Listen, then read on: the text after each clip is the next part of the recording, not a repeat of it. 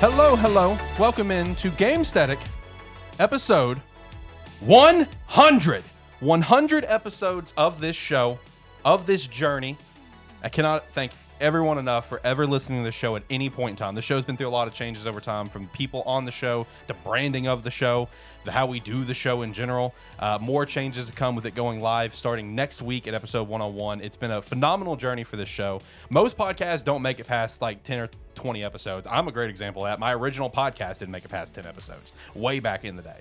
Like, that's just the fact of podcasting. So the fact that we've made it 100 episodes is a massive accomplishment. Shout out to everyone that's ever listened to this show and supported this show. We appreciate the hell of you. And of course, shout out to both the boys here with me, Zach and John, who has been with me on this journey for, I don't know, at least a while now for you. I mean, I don't know the time range, but at least a year plus for you boys. Boys, how we doing? How we feeling with episode 100 of this show? I'm doing good. I'm happy for episode 100. Went from you going, hey, can you do a podcast in like 3 minutes? That's so true. So now, like 60 episodes later, Yep. you know the one thing that would really make this full circle? We get a pop-up from the Lighthouse guy.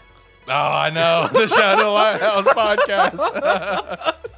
And John, how are you feeling? Went from guest to host on this wonderful show. How you doing today?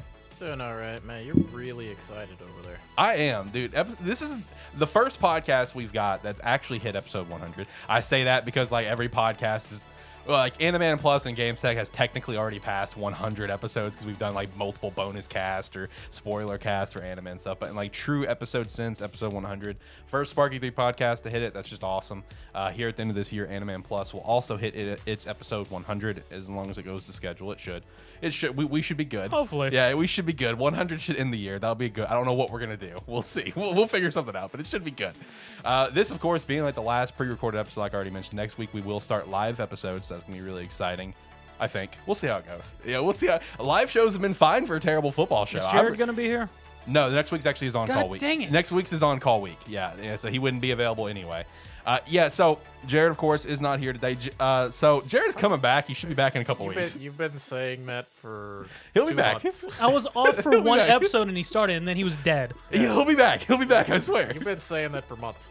Look, Jared joining the show at the time he did was just unfortunate timing, right? He joins the show the next week, so people listening and watching have little context. He hits me up like that Friday night before the next episode he was going to be on and said, oh yeah, script looks good, whatever, things look good. And then 2 hours later hits me up with like, hey, I'm not going to be able to make it the show and probably won't be on for the foreseeable future. This happened. But he will be back, and he should be back on episode 102 when we go live for that one. I think he should be back then. He thinks. He was gonna aim to be here again for this episode. Let's just call it 105.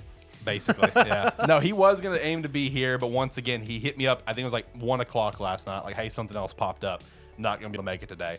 And it was funny too, because like when we were making this list, Jared did help us make this list for today, which of course is we're ranking 25 video game consoles. Jared went from, yeah, I'm gonna try to make it. By the time the list was done, he's like, oh, I'm fucking coming, because he wanted to throw some hands over this list. Which honestly, this might be one of the best episodes that we've ever done, because of just like, I feel like it's just gonna be a lot of arguing, which is gonna make some good content. Even it's gonna be a lot of potential arguing. Even though, like, we made the list and the list is set and we're running with this list. We weren't happy with the list when we ended it. I know, and it is what it is, man. It's going to be a great episode, though. And also with today's episode, we do have a new sponsor, and I'm really pumped for this one. I had a great conversation with the owner of this company, pretty lengthy conversation. And they don't normally give out promo codes. They don't normally do sponsorships like this. Shout out to Tyler for even setting this one up to begin with. Tyler happens to know one of the guys that works for this company and kind of set everything up for us for me to, he did the layup, and I just slam dunked it to get the promo code and get the partnership with, let me grab the hats right here, with Wayward Beard Company. You can use promo code Sparky3 to get 10% off your order going forward.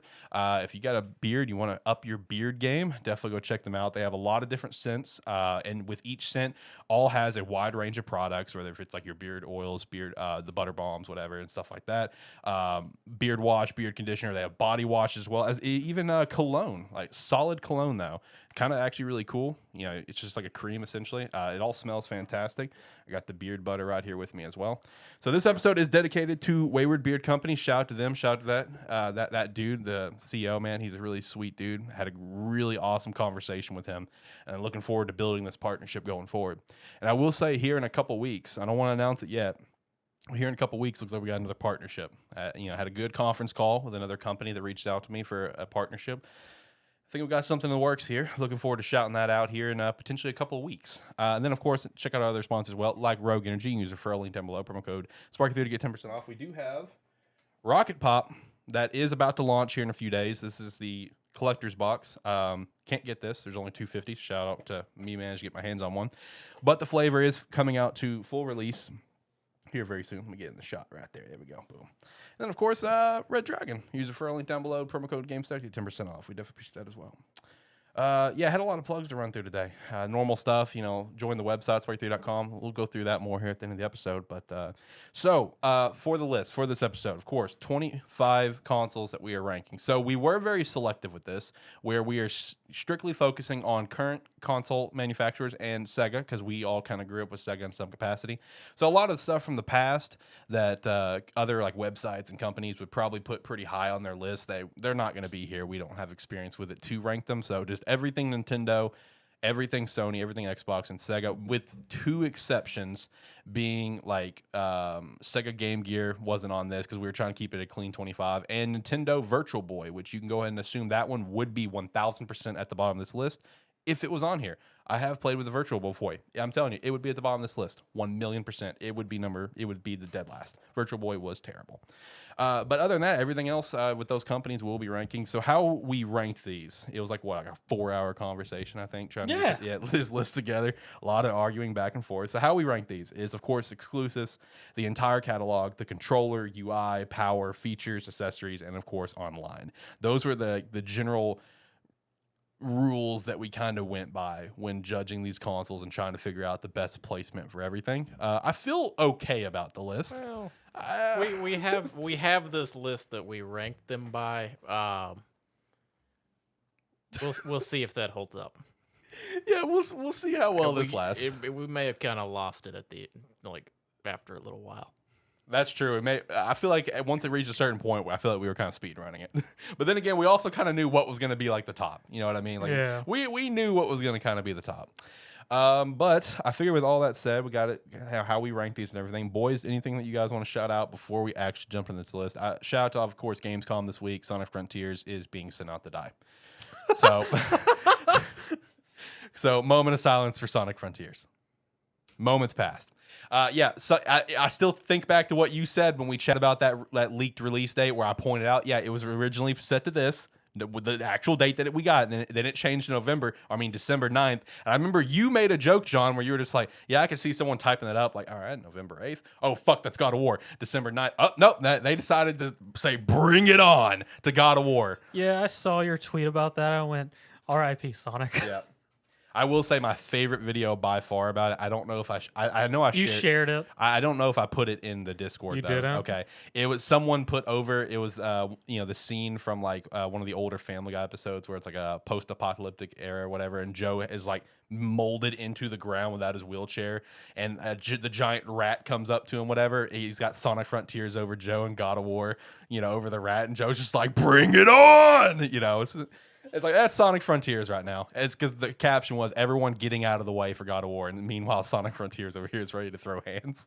I will say the stuff they show off for Sonic Frontiers looked awesome. I'm getting more and more excited for this game. Very weird marketing cycle for Sonic Frontiers, but it's been weird all around. Yeah. But anyway, anything you guys want to shout out? Anything from Gamescom or anything like that? Honestly, haven't been keeping up with Gamescom. It was actually a pretty good show, From my understanding, it was really good. Yeah, it was the best Gamescom there's ever been, in my opinion. Gamescom's always been lackluster. Yeah, I caught some of like opening day stuff, and I mean, the part it's like from what I saw, look decent. I mean, Dead Island 2. Dead Island 2. We got rumors. Yeah. And I saw an article where one of the developers of Dead Island 2 was like, yeah, we suddenly got a real burst of energy when we saw the Goat Simulator 3 parody trailer. So we suddenly really kicked it into high gear. Wow, there you go. There you go. I was gonna say the little trailer they did for that was an awesome little sequence that they had. Yes. Yep. Like that came up and I was like, oh, okay. All right, this looks like it. They might be doing something now. Yeah, the Dead Island 2 trailer that came out was actually very nice and gives a much different feel versus Dead Island. So, I mean, it looks hopeful. Yeah, it does. It does. Another thing that looks very hopeful, last shout out that I personally have, we can get into this for sure, is I did download the DioField Chronicle demo. I played about 3 or 4 hours into that. I am very excited for this game. Like, I had a lot of fun on the demo that I played. So I know you downloaded. Have you played it yet? No, I've been playing Saints Row. Highly recommend. Highly recommend when you get a chance.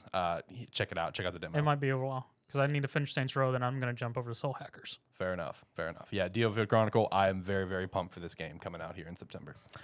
I guess unless you guys got anything else, we can hit this. We can get into it. It's gonna be a beefy board today. I don't think it'll be as beefy as 50 video games you absolutely need to play. But Multiversus. Still be a beefy Morty's one. out. He's a prick. Murder him. Murder him. Is it like the same level of just like, hey, you just remove him from the game, please? Oh no, it's not that okay, bad. not that bad. Okay, He's okay. pretty technical though. But people, when you come across a good one, you're just gonna hate him. Yeah, it's just your life's gonna be miserable, sort of thing. It's like whenever you find a Steven Universe, no one plays fucking Steven Universe. But when you find a good one, Fuck yeah, you're screwed. it's always those oddball characters, man. It's every time that you find someone who's very good at that character, and it's just like your life's hell. Your life's absolute miserable hell. Funny thing about Multiverse is just a little off topic because I didn't expect you to bring it up again. Coworker of mine started playing it and he was talking to me. He's like, "Hey, have you been playing this?" I went, "Yeah, I played some. I haven't played it as much lately." He was like, "Who you play?" I went, "Superman." He just left. Yes. He walked away. He's like, all right, we're done with this conversation. You're dead to me. Yeah, this is the done conversation. Oh, God. All right, boys, let's get into the list. I'll kick things off here at number 25, and I'll kick things off because I want to make my opinion known on this, which will happen, I think, multiple times especially me. You got outvoted. Just read it. Listen, I know. I was willing to let the 3-1 vote slide. By the way, the caption under this episode is going to be, "This is the Fighting Cat podcast." Yes, exactly. Coming in at number 25. As is no surprise. From 3 of us. Fuck both of you. The Wii U coming in at dead last at the 25. Listen, I understand. I understand the beef with the Wii U. Look, when it comes to the Wii U coming in at dead last, all right, well, I'm a big fan of this console because of the games that were on it. It was a really unique concept. Unfortunately, unique concept didn't hit home. So why it's ranked so low is pretty obvious. It had no exclusives at launch. I mean, its only exclusive, I think, was just like, there was at least one Mario game, but it wasn't like anything top tier or phenomenal. Like, I think it was just like another new Super Mario Brothers, essentially. Other than that, it took a long time for the exclusives to come to the console. Now, when it comes to those exclusives, obviously that is one of the highest ways that we rank these consoles. These exclusives are, these are very good exclusives from Nintendo to the point that pretty much every single one of them, except maybe only 2 that I can think of, have gotten a second chance at life on the Switch and has done very well on the Switch, including Mario Kart 8 becoming the highest selling Switch game of all time. Granted, it's kind of a cheat code. It was bundled with a Switch for a long time. It's kind of like a Wii Sports situation. No, either way. The only ones I can think of is like Xenoblade Chronicles X and Star Fox Zero Mission are the only ones that have yet to get ported. Pretty much everything else has. And like I said, they've done well on the Switch. But now, when it comes to like these exclusives being good, and I will defend them for that right, the problem is they didn't move the console. And when it comes to the console, it also failed because of Nintendo's marketing strategy. Myself included, who is the biggest Nintendo fan in this room, when the Wii U was announced, I didn't realize it was a new generation of console. I just thought it was like an Xbox One X or a PS4 Pro. Nobody realized. And that's what everyone realized, and it just kind of failed. But there's a lot of great games on this console, like Nintendo Land that came bundled with it. I still really enjoy that game to this day. The Mario Party games are lackluster simply because of the whole team party thing, but like the Bowser mode on Mario Party 10 was actually phenomenal and a lot of fun to play. Super Smash Bros. On that generation was a lot of fun as well, among many others that, of course, been ported up to the Switch. But unfortunately, the sales speak for themselves on this one. And plus, just again, the exclusives, while good, yes, didn't move the console, unfortunately. You know what's still funny, though? We got the Wii U, and we got our feelings on that. Then we got the Switch, and their next thing they thought was, let's also sell cardboard. Yes. Yes. Fucking Labo.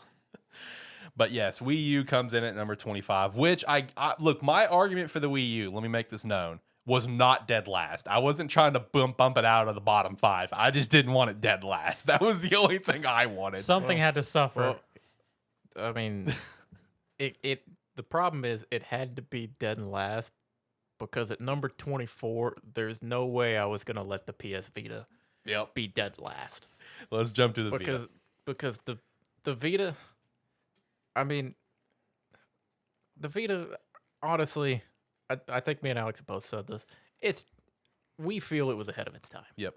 It was a great concept, just not really capitalized on, and also didn't really have the best marketing for it.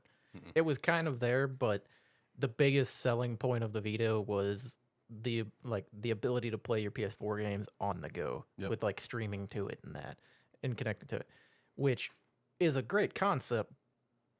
But I mean, you got to have something to actually sell it other than that, and unfortunately for the Vita, didn't really have it.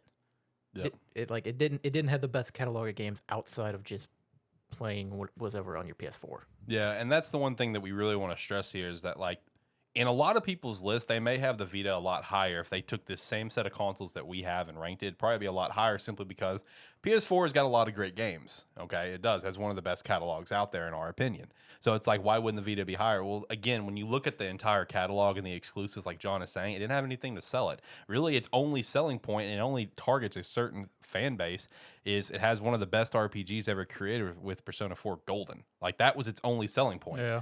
Which, is a good selling point for people who like JRPGs, but outside that, what's your selling points? PS Vita was just unfortunately ahead of its time. If PS Vita came out like, years later, right? Like maybe around now or, maybe a couple years ago, it'd be a banger. It'd probably be a lot higher on this list. I think we can all agree to that, but just ahead of its time. Number 23. Zach, what do we got?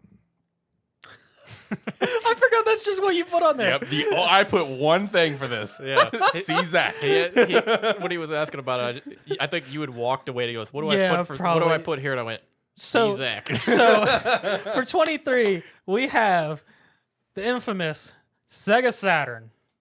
So the Sega Saturn, to what some people may be surprised about, actually came out after the Genesis. But in true Nintendo fashion, it sold less than Genesis, but its controller was very wonky. Its UI was actually okay.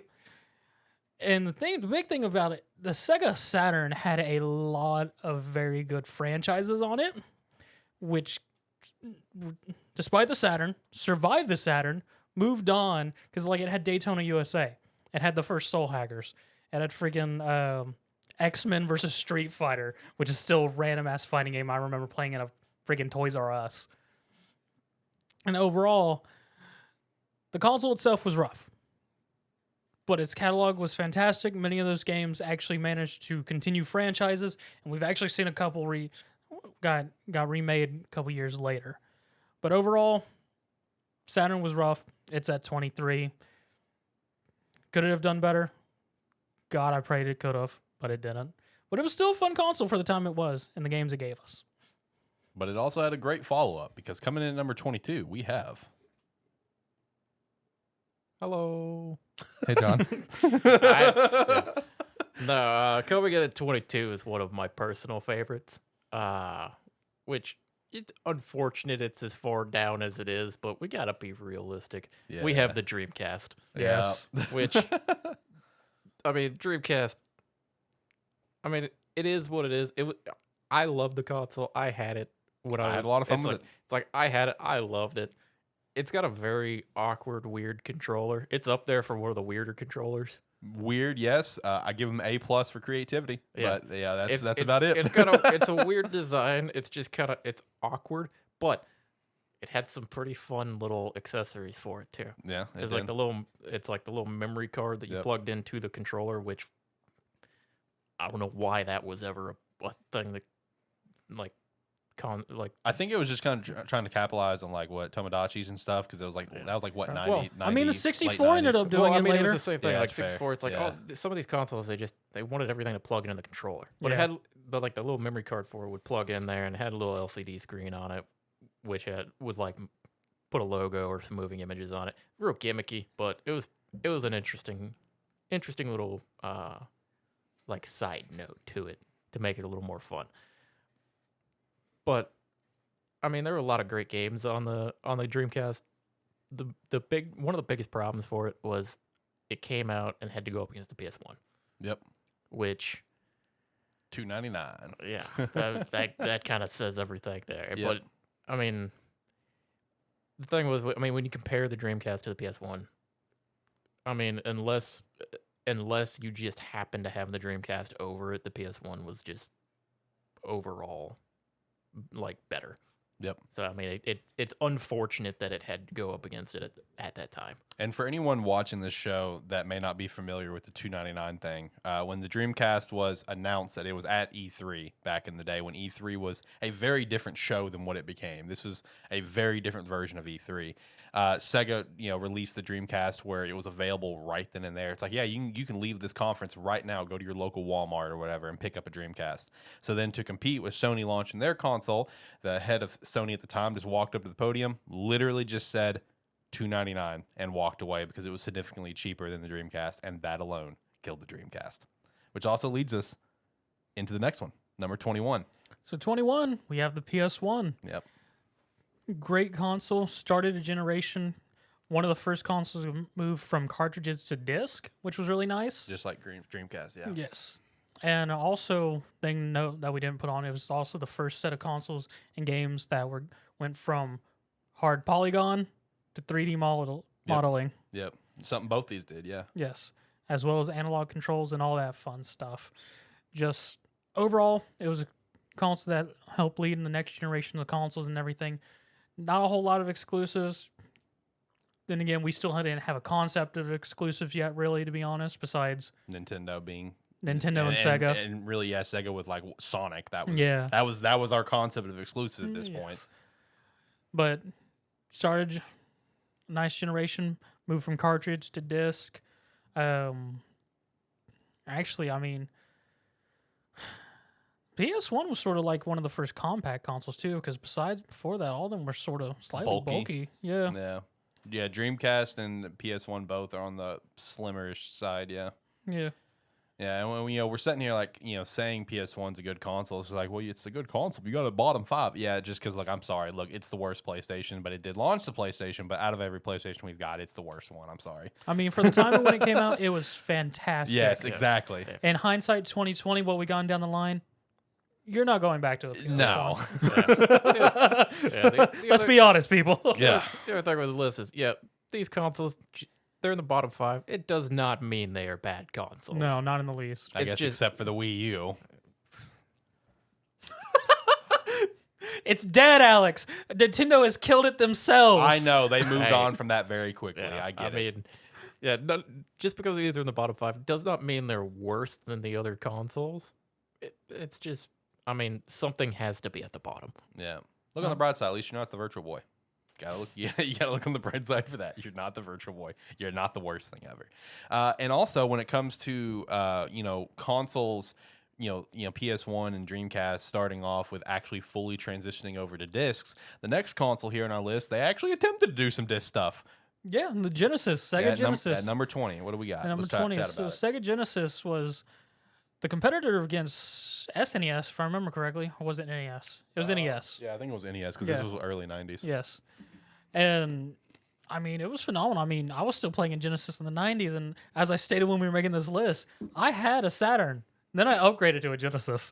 Yeah, and that's the main thing to take away here. He upgraded to a Genesis even though it came first. Like, that's the big thing to keep in mind here.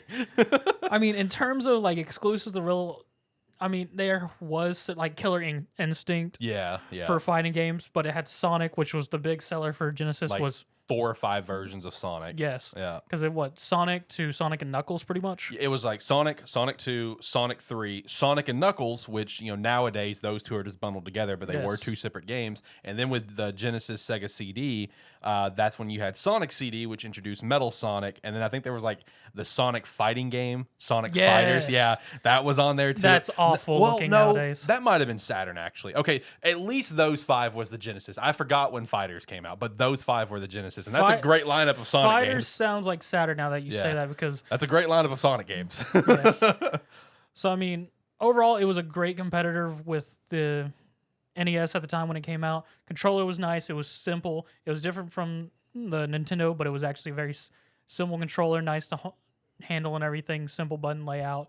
UI was nice. It went fine for the systems at the time. And then, I mean, I never really had an issue with my Genesis. Anything, just quick snap in, turn on, go. And Nintendo, I would occasionally have to do the tried and true. Even though it literally says on the back, don't blow in the cartridge. The number one rule in gaming that has constantly been broken. But all right, so hopping over to the next one. And this one, for people watching this could potentially be a controversial take. I don't know. It depends. It depends on the person watching, okay? But coming in at number 19, we got the PlayStation 5. Woo! Yeah, we got the beautiful PlayStation 5 that's right here behind me. Okay. Freaking death machine. Basically. All right, so here's our stance when it comes to the PlayStation 5 and even the Xbox Series, which, spoiler alert, is coming soon. They're just too new. There's too new, and there's been such a problem with this generation of getting the consoles where a lot of people have had the worst time getting one. Shout out to John, just got his PS5 this week. Shout out to that. These consoles, most notably the PlayStation, has just been an absolute hell to get a hold of, and because of COVID and everything else going on, there's been constant delays, as we've continued to chat about on Gamesthetic over like a year and a half now, and that has hurt the library for both of these games. I mean, to give a further example, when the PS5 launched, you had Demon Souls, the remake that launched with it. Ratchet and Clank. No, not Ratchet and Clank. No, I was about to reference that one. Yeah. Now you had Miles Morales, which that was a surprise, a welcomed one. Ratchet and Clank was supposed to be a launch title. It got pushed back up until June. And that's just to give one example. We'll talk about Xbox here soon, but the constant delays that these consoles have faced has made it where it's like, while the console's great, super powerful, in PS5's case, one of the best controllers ever made, you don't have many exclusives. I mean, yes, you can play everything the PS5 had, and that's awesome. But again, the exclusives is one of the big, or the PS4. Yeah. As soon as I saw you look over, I realized what I said. Yes, you can do everything the PS4 had, and that's great. But again, if you don't have a ton of exclusives, that does hurt. Now, while there has been continued to come out with more exclusives over time, that's going to help. That's helped carry the console in some capacity. There's just still not enough. I mean, look, I understand people listening could be like, oh, but we had Miles Morales. We had Demon Souls. We had Ratchet and Clank. We had Returnal. Thank you. That's exactly the exact game I was thinking of. We had Returnal. We have Last of Us Part 1. Fuck that game. And among others that have come out since. Like, yes, I get it. Like, if you're a fan of all those, that's great. That's great for you. But, like, there's still not enough coming out. And especially with how Sony's handled the cross-gen thing, it's clearly how they're handling it is because we're not ready for the next gen because of shortages and everything along those lines. And also this one being a little bit lower. The news that came out this week also kind of hurts it, where for the first time ever in gaming history, got a price increase in every market except here. So that also hurts the PS5 in this case. I was just going to add... Which is wild. Insane. I was going to add just one thing, because you said you referenced the one of the best controllers ever made, PS5. Yep. Shout out to the fact that we are getting the DualSense 5. Was it Edge? Yes. I've been waiting for a PS5 DualSense Pro controller. I got way more excited for that than I should have. Dude, me too. Like, I love the DualSense so fucking much. So when I saw that Pro controller announced at Gamescom, I got so pumped. I'm just like, bro, let's go. Because the Xbox Series Elite 2, I actually have mine right over here. Awesome controller, and I wanted something like that from Sony. So I'm glad we're getting it, especially in the DualSense form. I'm so pumped for that. But when it comes to the PS5, obviously the future is insanely bright. There are so many incredible games coming out, but there's just not enough right now to push us to make it higher. And John was the one that was hard at it. I was gonna say if anybody's a little frustrated with how low these are, you can look right over here. Yeah, just comment on the YouTube. This man doesn't have a Twitter, so just comment on the YouTube and bitch at him about it. Hey, based on every metric we were looking at for it, these newer consoles do not meet the requirements to get any high. I set a hard limit, and then I got them a little bit lower, even still. Yep.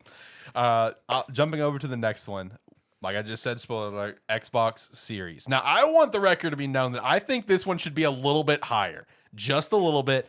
and I'll tell you exactly where here soon. But anyway, Xbox Series, everything I just said about the PS5 applies to the Series. Now, the reason why the Series is higher is because it's more easily available. I mean, the Series S is made with different components than the Series X or either of the PlayStations. With the PlayStations, digital or disc version are all made with the same components, and that's what's made it so difficult to get a hold of. The Series S is made with some slightly different components, which has made it readily available. We could go to a store right now and get a Series S, but also we can go to a store right now to get a Series X. I happened to see that Yes. earlier. Like I've seen several lying around. our local Best Buy has Series X in stock right now. Like You know, they're more readily available. This console is so much more readily available than the PS5. You can run down to Target and we can buy a fridge of it. Hell yeah! Shout out to the fridge right here behind me. I did actually see those recently. Shout out to the fridge, baby. Let's go. We can get one of each console and a fridge before someone can get a PS5 delivered, I bet. Yeah. Now, even though now let's talk about the games for the series. Okay, the series has a very, very poor lineup of series only games. Like Correct. the PS5 has a better lineup of exclusives than the series. The reason we have the series above the PlayStation 5 is simply because of availability. PlayStation 5 is like gold. Like you just can't get a hold of it until as of recently. The series you can at least get your hands on and play a next generation console. Speaking to that, shout out to Alex for randomly sending me a the Twitter link to it. Yeah. The other day, like where I could actually get in queue to get it. Yeah. No, like I happened to hop on Twitter and the tweet came from GameSpot where it's like PlayStation Direct has PS5s in stock, and the tweet was posted 22 seconds ago. It just happened to pop on there. I'm like, I need to send that to John. And I mean, the only thing that is keeping Xbox Series Gold in right now, even without them having their exclusive, is Game Pass. Game Pass has evolved to a whole new level. Dude, it's Just so because good. Game Pass has evolved and still has such a large collection of games and Yep. everything. Actually, I saw it earlier on Twitter. They have exactly 405 games right now on And Game just Pass. added Death Stranding for PC. Oh yeah, that one came out of nowhere. So Yeah. shout out to that. Fucking And- Kojima. And then, of course, with Game Pass in this series generation, while Xbox One started Game Pass, yes, the series has just further evolved what Game Pass is as a whole, where, to be honest, Game Pass is Microsoft's business model, not the Xbox. And that's just a Yeah. fact. That's where it's transitioned to, where it's like you've gotten add-ons in this generation with EA Play being added on, which has been a very nice addition. So, like, stuff like the 10-hour free trials of some of the sports games is available, so that's cool. You don't have to necessarily waste your money. Shout out to that, because I played about 2 hours Madden 23 and said, wow, this is worse than the past 3 Maddens. I'm not buying this. Plus, other various games on EA Play to check out. Now, Like Mass Effect yes, I do have Legendary Edition downloaded. and Andromeda. Yes. Yeah. Well, yes. But anyway, and now I will say one, besides the lack of exclusives, which ultimately just comes down to the multiple delays that we had, one also negative is the lack of controller upgrades. There was one button added onto the controller, which is like a share feature. Yeah, it's a share feature. That's it. And like, it's funny because now that it's even come out and we've got the DualSense and everyone loves the DualSense, even Phil Spencer's just like, yeah, I kind of wish that we did something different with the controller. That's my only regret with the series right now. But overall, I mean, the series, just like the PlayStation 5, has an unbelievably bright future, especially with everything coming out of Bethesda and the purchase of Activision Blizzard and just what other studios have up their sleeve as well coming in the near future that we know of. The future's bright, just a little too young to... Is High on Life exclusive? Yes, High on Life is exclusive. Yep. Okay, that weird game. Yeah, and that's coming out here soon. So unfortunately, they just cannot be higher in this list. But one of them should be. And I'm about to fucking argue that here in a minute. But anyway, Unlikely. I know. Let's go to number 17. What do we got? Number 17, we got the 3DS, which, I mean, the 3DS slight upgrade to the DS. With, I mean, adding in 3D capabilities, but I mean, And a bigger screen. yeah, the bigger screen is nice, but the 3D capabilities, I mean, honestly, did anybody actually use the 3D capabilities after the first couple hours of playing them, unless it was like required? Yes, for Phoenix Wright. I tried the 3D capabilities in a Best Buy, and I said, "Wow, I'm never going to use this," and I never did. It's one of those where you it's like everybody used it like the first little bit that they had it just to watch it, and then you used it, and you're like, okay, the game just runs better when you don't have it on. True. But overall, I mean, the 3DS, while it is a bigger screen, it's nicer to have that like larger area to play your games in. And I mean, of course, Nintendo, they started releasing their newer games specifically for the 3DS, like once it had come out, so to incentivize you to buy it. So it did end up having like a decent amount of games specifically for it. But at the same time, it ended up mostly being just the new DS that you had to play all your DS games on. Yeah. Which is why it doesn't really make it much higher on the list. Yeah, and another thing that doesn't make it much higher is just like what he's talking about with the 3D capabilities, because the true number one selling point for the 3DS is it's a Nintendo handheld. But in Nintendo's mindset, the main selling point is its name, 3D. I mean, that's its main selling point, and no one fucking used it. To the point they released the secondary models of the 2DS because no one used the 3DS. Yes. Now, the one area where 3DS does excel very well is they had, like, the 3DS probably excels better at this than any other console on this entire list that we have, is the 3DS went unbelievably hard on special edition consoles. Like, they have like the biggest catalog of special edition 3DSs And they all look very nice. They all look very nice, and that's a huge credit. I have the Pokemon Y Yeah. 3DS, and I mean it's still a phenomenal looking console. And I have Persona Q. But yeah, all the I have the different Zelda one. I think it's over there. all the different variations One of of the it, Zelda ones. all the different variations of it, all look amazing. Yes. They're all phenomenal. But I don't want. It's like I don't want to buy 37 different 3DSs. Yeah. And I was about to say, one step forward, they went, I don't know about y'all's, but I know with the Persona Q one, they even had a unique just home screen. It did, yeah. Yeah. Had a unique home screen, utilized Nintendo eShop very well. Mm-hmm. You know, that is one thing that did well. You know, our thing about the 3DS, you know, because this is, you know, still like technically on the bottom half of this list, is its main selling feature, which is unbelievably subpar to the point where they just canned it and made 2DSs. And then the catalog was okay. Yeah. The console itself is solid. I mean, it was a Nintendo handheld, just like a larger DS basically. But at the end of the day, its main selling gimmick was not the reason people bought it. They bought it so they could get the newer games that were coming out on it. Yeah. Now, it was also a good first step in the right direction for handheld 3D gaming, which we're going to talk about the next step in that direction later on in this episode. Now, jumping over from there, we do have one that I very violently disagree with, but it is what it is. I've somehow got him to agree and just like pushed him back. I'm not sure what we're talking, because 16 we got Xbox One.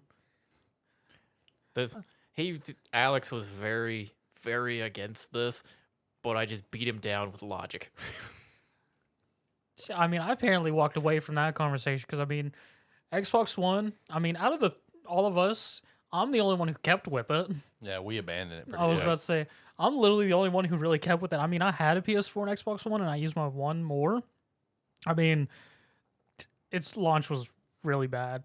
Let's just be honest. Because I remember that conference of them telling all the things that they were going to do with the Xbox One and just immediate backlash. Yep. Like it has to always be connected to the internet to be access stuff. And people were hard backlash. Was like, well, now it's not because of that. You know, in hindsight, guess what, people? They still did it. Yeah. It's like a master class in how to not like communicate properly. Yes. Is them introducing the Xbox One. Yes. And it was just a hard backlash. And what I mean, it hurt. I mean, all the things that they said and got backlash with, for the most part, they still did most of it. And we just sort of accepted it. They just didn't outright go like, hey, this is here. It was just like, this is a feature. It's now yours. I mean, the UI was pretty rough initially. They've changed it a couple times and made it better, where it's just consistent. I mean, it's the same UI that they're now using for the Series X and all that fun stuff. I mean, it launched the Elite controller, which is phenomenal. The customizable buttons, change buttons, pressures, and all that fun. Phenomenal controller setup for that. Even at their high price point for a controller, I mean, it's still an excellent controller. Start of the Game Pass, which, as anyone who's used it, is a phenomenal deal, to the point where PlayStation had to make their own shit. Especially with all the day one exclusives thing, which was a real hard push for it, of just, hey, day one exclusives. You don't want to pay for it? It's on Game Pass. Try it. Let's go. And improvements from the 360 era of just all the power and concepts and screen resolutions, all that fun stuff. Because like going from 360 to 1 was phenomenal going over. And then from 1 to 1X with the 4K. I forgot you had a 1X. Yeah. I still got all three of You're those the only suckers. person I've known that's ever bought a 1X. I mean, I have no idea anyone that's bought a PS4 Pro either. Fair enough. Yeah. I mean, I bought a 1X and the 4K was peak. It was nice. I also happened to buy a 4K TV at the same time with it, so Fair enough. it was a nice bundle. And we have accessories category evolved, but I don't know what fucking accessories this thing Oh, had. that was what you were pitching. Was it? Yeah, wasn't he the one that said that? That's the only reason I typed it on there is that they had a lot of great accessories. Nah, I think I distracted you when I sent you the Game Boy screenshot. I was about to say, I don't know what accessories you're talking about because I swear that was you because talking I don't about remember the Xbox One having any fucking accessories. I don't either. I swear that was you. That was you that said that. I don't believe it was. So we're just gonna scrap that one because Okay. if it did have accessories, I fucking missed them. Okay. I just want the record to be known that I think the series should be above the Xbox One. That's my stance on this whole thing. Xbox One almost killed the Xbox brand as a whole. That was my argument. But like John said, he beat me down with logic, unfortunately. The thing is, every metric that we were using to even look at these I know. consoles, the one beats out the series so far. A year from now, you can swap these places anytime you want. A to, year from now, probably. the one's going down to 25 and the Wii U's going to 24. No, A year from now, that's not fucking happening. Yo, come on. nah. By that time, the Wii U will literally be not useless because there will be nothing fucking functional on it. That's fair. That's where we're in the end times of the 3DS, the Wii U. That's fair. That's fucking fair. Nintendo is straight killing those. They are. Yeah, they're trying to get away from that generation as quickly as fucking possible. But speaking of other Nintendo consoles, what we got at 15, John? At 15, we got the Game Boy and the Game Boy Color. Now, you want to talk about kind of setting the tone for handheld gaming. This is probably where the accessories thing goes because he pulled that Yeah, bullshit photos. This is what I was saying. That's why I said he probably put it in the wrong category. Because for the accessories, after we talked about it for a little while, I just sent Alex like the screenshot of like a pimped all out the, Game Boy. all of the different accessories that were available for the Game Boy, like the different grips and all the magnifying and lights and everything on it to make it a monstrosity. Yeah, I had no idea it had half of those. Oh yeah, Shout out to the There's- printer as well. It also had a printer. Yeah. you can plug up to it. yeah. There's a great video of because the screenshot was just it assembled, but there's like a minute-long video of the guy connecting everything to it, and it's just funny to watch. But yeah, the Game Boy and Game Boy Color, I mean, really set the tone for handheld gaming. Yep. I mean, these days you look back at the catalog and it may not have all of the greatest games in the world. It may not have the deepest catalog, but it had some big hitters. I mean, you had your Mario games, you had Metroid. Link's Awakening. Yeah, I it's mean, like some of the Link's- first Wario Lands.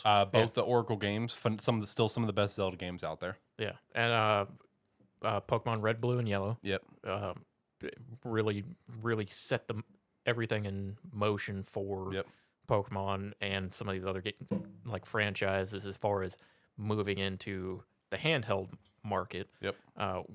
Like with it, it's kind of one of those where they were great, but kind of everything that came out afterwards. I mean, you can really play all of those games on what came out afterwards, and it's like they had some like improvements on it. Mhm. So it's like they've made their way a little bit higher up. But Game Boy and Game Boy Color, I'm happy with where they landed because I did not think they were going to make it this far. Because it's like Top 15. yeah, it's like they almost got called a little bit before this. Yeah, true. And honestly, the Game Boy and the Game Boy Color, there is an argument that it could even go up one more spot potentially. I mean, this next one we're going to shout out, these two could honestly swap at any given day if you really think about it, just depending on our mood. Coming in at number 14, we have another handheld. We have the PSP.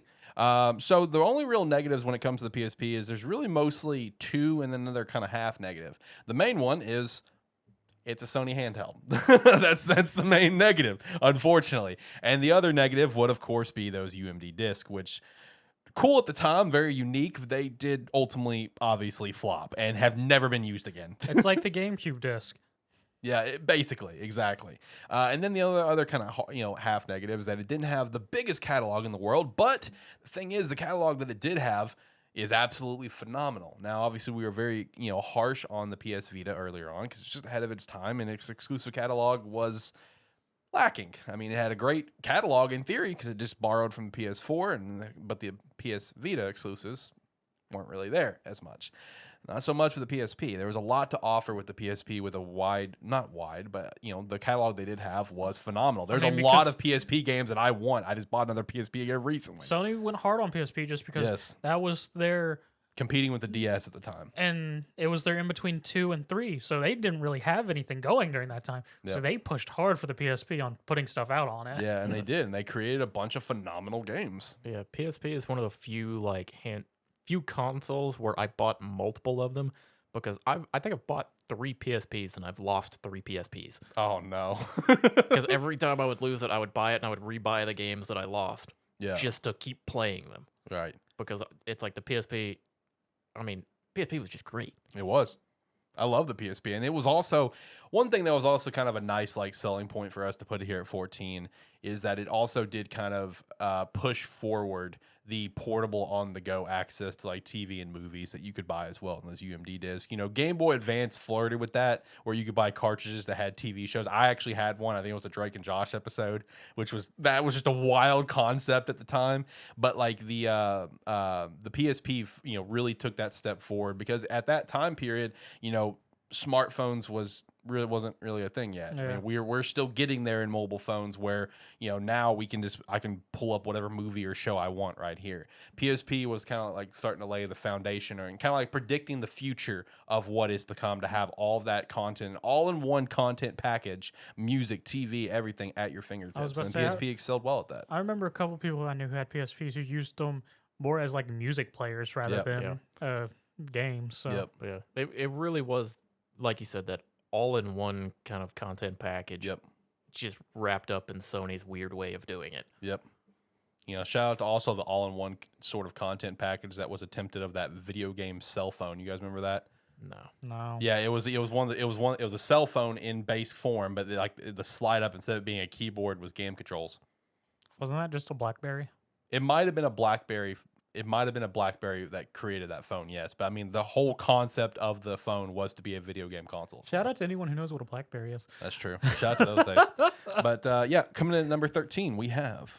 Coming in at number 13, we have what very well could be a lot of at least our generation's first experience with gaming is the NES, the kickstart of everything Nintendo that we know and love and hate.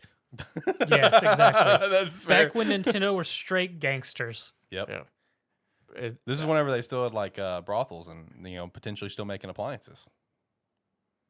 What? Both things Nintendo did. What? Yes. Both things I just said Nintendo did. Okay. Moving on. I missed that, but okay. That is a thing. Moving on from that. The NES, it's I don't think it's ever been looked upon as the greatest Nintendo console created. Nobody looks upon it as the end all be all, but it's where it started. Everything we have Nintendo pretty much starts at the NES. Yep. So it's from there, it's just it's I'm losing my words for it there. But yeah, it's where it's what got us to where we are. I had a better way of saying it, but I lost the words. It's the foundation. Yeah. It is. It had all the first Marios, of course, Zelda 2, both launched on this, among others, Donkey Kong. Duck Hunt. Duck Hunt. Shout out to NES, giving Zach a gun. I think Metroid launched on this one as well. Kid Icarus, which came back way later, obviously. It launched everything, Nintendo for the most part, minus a few exceptions, of Mario Kart launched on Super NES, Star Fox launched on Super NES. But in NES, it launched Nintendo to what it is known today, where it got away from brothels and appliances. Both things they did, I swear. Yeah. The NES, I knew about the appliances. Yes. The NES back in the days where you could go and rent your games Ah, shout out to those days, man. Coming in at number 12. We have the SNES, All right. which was the upgrade of the NES, giving us color controllers. Woo! Along with a bunch of other franchises and all that fun stuff. And great games. Yes, from the continuation, the Donkey Kong Countries, Teenage Mutant Ninja Turtles in Time, Mario Kart. Super Mario World, Link to the Past, still one of the the most notable Zelda games. Super Mario RPG, one of my favorite RPGs out there, and one that we did recommend in our 50 games you need to play. Super Metroid, still considered one of the best Metroid games. Star Fox, list goes on. Yeah, but I mean that's the main selling point for us, at least with the SNES. It was just overall upgrade that the NES needed, more usable controller with the rounded ends instead of the square box that you wanted to put through your TV at times. Controls felt smoother, even though it was mostly the same. Just overall better. Kirby Land games too. Oh yeah, Play that had Dreamland, didn't it? Yeah. Yeah, Dreamland is still considered one of the best Kirby's as well. I just remember playing Kirby games and swallowing characters and summoning them as allies and being very confused but okay with this. Because I was just like, oh, Kirby's making friends. Yeah. Then I went to kindergarten and tried to bite another kid and it didn't work out. So. Oh, Zach. Of course, also had Donkey Kong Country, one of the most notable games in history there. Shout out to the competition cartridge that was at our local game exchange not long ago. Sold that for like $2,000. $2,000. There's a video of that on YouTube if you're curious about that one. But yeah, I mean, the Super NES, that was actually my first console personally. And I hold so many memories for it because there's just so many amazing games. And it's just like a lot of people like to put this higher on the list, and I can see a very fair argument there. It's just like it was stuff that's coming up later on the list, changed gaming and just had some incredible incredible catalogs to go with it. So coming in at number 11, another step in just the right direction when it comes to handheld gaming, we have the Game Boy Advance. The Game Boy Advance still to this day just has one of the biggest and greatest gaming catalogs out there, at least for like obviously handheld gaming, but I would even take away just handheld gaming and just say gaming. I mean, I own a pretty decent amount of GBA games, and there's still like a list of like 40 fucking games that I would love to have. And that's what made the GBA so incredible, is that it was an incredible upgrade from the Game Boy Color, and then it even got better when the Game Boy SP with the built-in light came in, and that just further evolved with like the DS and everything. The PSP came out obviously after the GBA as well. Like, that built-in light just kind of changed the game. And then, like I said, the catalog is one of the biggest selling points for why it got as high as it did. Whether it had, because it had Gen 3 of Pokemon, which was incredible, of Ruby, Sapphire, Emerald, Fire Red, Leaf Green remakes of those was awesome. All of the Mega Man Battle Network games are awesome. Minish Cap, one of the best Zeldas out there, had some phenomenal Mario games. Mario and Luigi, those RPG games were absolutely incredible. I mean, dude, the list is going to go on and on. Golden Sun has become an absolute cult classic there that people wish could get remade. Had some great Yoshi games, some good Donkey Kong games. Metroid Zero Mission, which I think was a remake of the second, and then Metroid Fusion, still one of the best Metroid games out there. And then just everything else that's on there. Plus, they did start doing the TV show stuff, like I already mentioned. I mean, the Game Boy Advance, you just take a look at that catalog and you're just in awe of just like how much is there. There's just so much content when it comes to the Game Boy Advance. You guys ready to move over to 10? We're in the top 10 now. Top we're here. 10. Yeah, we're here. Coming in at number 10. We have the PS3. Now let's go back to We know the launch was bad. the launch was bad. Online's bad. We get it. It was free though. It was free, but bad. We got the bad stuff out of the way. The price, $600 launch price, terrible. That's the bad. Let's talk about the good. So here's the thing that some of y'all might not know. PS3 had streaming capabilities. And we're not like talking just like game streaming like some people know. No, you could like stream Twitch off this fucker. Built in. Yeah. And I know that doesn't sound like much now in 2022, but in like, what was this, like 2007 or 2009 sticks out to me, one of the two. Yeah. That's unheard of. Yeah. Like, No, that's very, very we different. didn't have streaming websites back then. So that was a thing, just like it had it. And none of us realized it just because it wasn't a thing we did yet. So, I mean, props to the PS3 for having that and just really surprising me because, yeah, didn't know it had that. That's actually pretty phenomenal for the PS3. It had Wi-Fi. it introduced us to Blu-rays, which changed the game. which absolutely changed the games because it was Blu-rays or something else. I don't even know what Blu-ray was competing with back then. Nothing really, was No, it? it was. There was something. There was a competitor, but Blu-ray Okay. absolutely killed it. I don't remember what it was then. Yeah, nobody does because it got killed. Fair enough. It's like Circuit City. But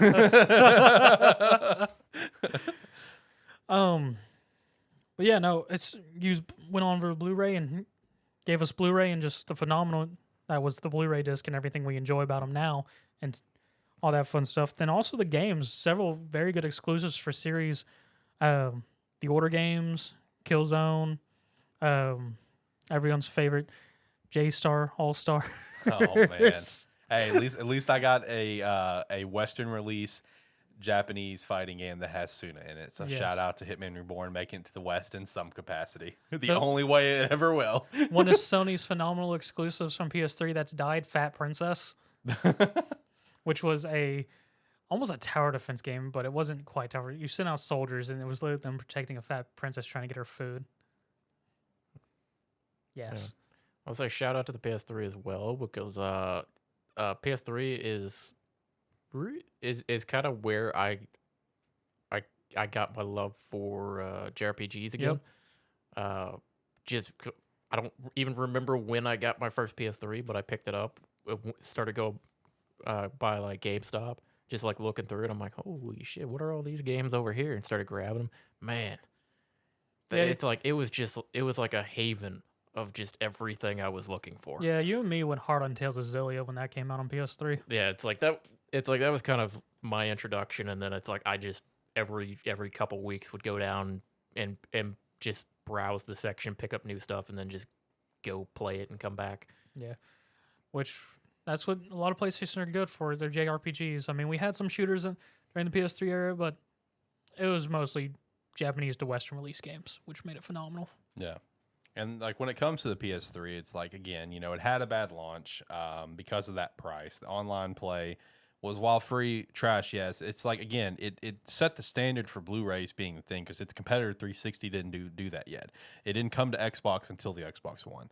So just like the PS Vita in this case, PlayStation 3 was ahead of its time in more ways than one. And it was one of the first two consoles to give us cordless controllers. That's also true. Yeah, that and, of course, 360. GameCube had it, but it was shit. Yeah, the Wave one, it was not good. This was natural cordless is what we're talking about.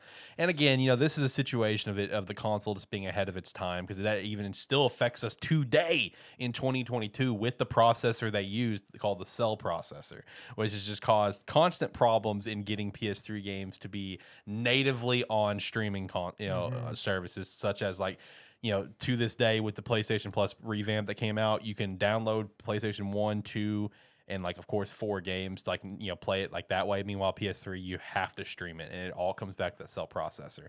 But that library is just something to note. The things that it did for gaming with the Blu-ray, built-in Wi-Fi and stuff, so 360, its competitor didn't have. It just really set a new standard. PS3 was kind of ahead of its time, and in a sense, kind of underrated, and that's why we went ahead and put it up at number 10. Coming number 9, though. Coming in at number 9, we got the OG Xbox. There you go. Introduced by The Rock, baby. Yeah, it's like OG Xbox.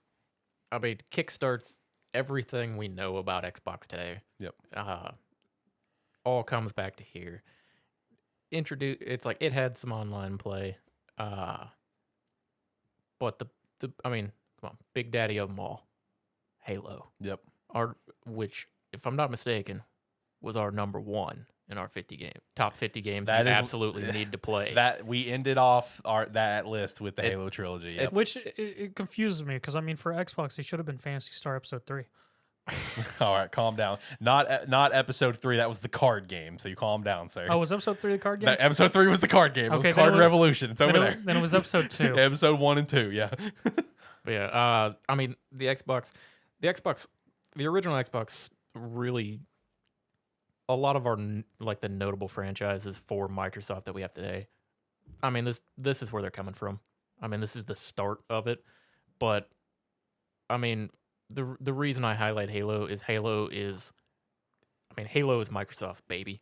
Yeah. It is what sold that console. Oh, so hard. And it's what brought people back to it, and that's Yeah. the big thing. It's the one that for generations it's like every generation since then, that name is still bringing in people back to Xbox every time. And Microsoft knew it because I remember from E3 one year during the year of the console wars, which was PS3, 360, and the Wii, funny enough. And they had a little cinematic where it had all three CEOs of each company at the time walking up. And the war thing, so for like Wii, for Nintendo, they had Link and Mario roll up. Sony had Kratos and I think it was who Like, it was maybe like Ratchet or something. no, it wasn't Ratchet. It was the Kill Switch guy. Oh, okay. And then for Microsoft, they just had a Pelican roll up and drop off Chief, and the CEO at the time just looks back and he's just, it's only me. They know what they have. Yes, It's exactly. Like, it's one of those where it's like Xbox. It's like it may not have had the original Xbox may not have had the deepest catalog of exclusives or anything like that, but the ones it did exactly what they were supposed to, which is push the console. Yep. Which is why we have it as high rated as we do. Yeah. Regardless of what Jared says. That's true. And also me too, because I actually had the Xbox a lot lower on my personal list, and it's because of the lack of catalog. But the main point is why it made it so high is because when it comes to exclusives, their goal is to push the console. Halo and Halo 2, most notably Halo 2, pushed this fucking console massively. Oh, yes. While the GameCube had a couple of online capabilities like Phantasy Star, Sega tried online capabilities, being the first console to do so. Well, that's cool and all. You were the first, but you weren't the first to really establish it. That was the Xbox. The Xbox established online play. PS2 even had some online capabilities that it was competing with, but it wasn't natural. This was built in. Xbox's purpose was for you to go online and play your games. And it established console gaming to what we have today, largely thanks to Halo 2 especially. And like again, the catalog itself is not very deep, but what it did have pushed the console. It also has one of my favorite games of all time. Shout out to Conquer Live and Reloaded. Love that game. But that is what really pushed the Xbox to be as high as it did, is that it not only had a successful launch, but it launched one of the greatest franchises in gaming history and revolutionized online console gaming forever. And that's why it ended up making it into the top 10. I mean, one of the underdogs of Xbox is Fusion Frenzy. That's also true. It was a party game that was unheard. Yep. All right. Coming in number 8. And I want to give this a shout out because if you're watching this, you can, and we stated at the beginning of this show what consoles we're talking about, right? Current 3 publishers and Sega. You can very easily do some process of elimination and kind of figure out what's going to be here in the top 8. I want the record to be known here. I'm the only hardcore Nintendo fanboy on this podcast. I just want that record to be known up front. We're not hard Nintendo fanboys. I'm just saying that because, again, you do process elimination, you can figure out what's here in the top 8. also, while he is the Nintendo fanboy, I am the reason a lot I was of about to these say, made it John, as high and as that's they the did. funny John's part. the That's the one who funny had all the part. good reasons for why some of these got so high. Exactly. You didn't fight for shit. I fought for a couple things, thank you. I just wanted that record to be known because I feel like people are going to hear these next top 8, right? And hear like the ratio and be like, oh, this is just a Nintendo fanboy. It's not. Trust me. It's not at all. Trust me. There are reasons they're here. I came armed with some valid logic. yeah, there you go. All right, coming in at number 8, we have the Nintendo 64. Nintendo 64 is a childhood nostalgia trip for pretty much any sort of gamer out there. Maybe not John, though. You were what were you with? Well, no, I was. You Nintendo, were with, 64 was like his first console. That one was you. I was 64. It's like it was the next one, right? My bad. Yeah, Jared, when he was helping us come with this list, he was hard fighting for the 64. Yeah, as he well. was. Yeah, and it's like I kind of resigned myself because as much as I love the 64, I knew it wasn't getting much higher than this. Right. With the 64, so obviously there's only really 2 negatives in my opinion off the top of my head. It is one of the wackiest controllers in gaming history up front. Like, one of the worst controller designs out there that can rival with the Dreamcast, for sure. Dreamcast is a more comfortable controller. It is more comfortable, I will throw that out. That is very true. And then also, the catalog is not huge, but the upside is the catalog that they do have is phenomenal. Ranging from two of the better Zelda games to ever come out, including Ocarina of Time, which is still held in a lot of people's regard as the best and one of the highest rated games in gaming history to this very day. Had Mario 64, of course, Donkey Kong 64, which had mixed release, but we think it's great. It launched Super Smash Brothers, Mario Kart 64, which further evolved that franchise from the Super Nintendo to this one. Pokemon Puzzle League, Pokemon Stadium 2, Yoshi Story, Star Fox 64, still considered one of the best Star Fox games. GoldenEye 007, shot to its 25th anniversary, just passed this past week. Should hopefully get a remake at some point. The N64.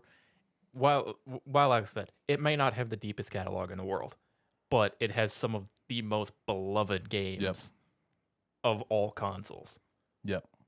And it's really not close in that regard because, again, this catalog is very deep. I mean, and it was the start of Banjo-Kazooie, too. Banjo-Kazooie, Banjo-Tooie, had Conker's Bad Fur Day. Shout out to that one. This was like some of this was like the heyday of Rare. This was when Rare was like at some of its peak in back in these days. Yeah, like Gemini Sisters as well. Yeah, Gemini, whatever it was called, Star Force. Yeah, whatever. I don't remember. I mean, dude, like the catalog is massive, and that's ultimately what pushed this one up as high as it was. And plus, we sit here and talk about this catalog to the extent that we are. I mean, we can look at Dreamcast, we can look at PlayStation 1, but really, like Nintendo 64, in my opinion, and a lot of people's opinion, really hard set the standard for 3D gaming. And I'm gonna be honest. I mean, big thing was 64 versus the other ones, like. It was the only console at the time that you could play with more than one other person. Yeah. With the 4 controller ports, and gave us tons of multiplayer games at the time. Mario Party, Gauntlet. Yeah, launched Mario. How could I forget Mario Party? Yeah, those first three Mario were great. Kart, all those fun stuff. Gauntlet's awesome. Before, because besides that, it was like it was you and one other person. This was the first sort of party type. Yep. System. Yep. Exactly, a party system, a family system, however you want to refer to it. N64, just like some of the other things, I've said this like almost multiple times now. It changed the game. I mean, it revolutionized in its own category, and with that alone, it makes it deserving to be in the top 10. Coming in at number 7. Okay, this is one of the ones that I brought up a lot higher than some people probably expected. I support this. I was right here with you on this one. And this is the Nintendo DS. Woo!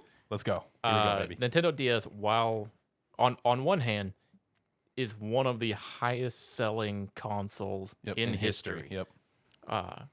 Partly because it is one of the best, if not actually, it is the best handheld gaming system, I would say. Oh, 100%. 100%. I would fight that to the death. And it's like the catalog of games is fantastic. Yep. But also, it and spoiler alert, along with the next one on the list, both had a very similar impact to gaming as a whole, where it helped establish gaming to everyone and not just gamers. not just gamers, not just the people who were like stereotyped as sit in their room all day in the dark playing their games, and that this opened it up to everything. Street Pass alone for the DS made just having a DS and going around with it a social interaction. Yep. Which, that was kind of revolutionary in that sense, because before you weren't walking around playing your games, or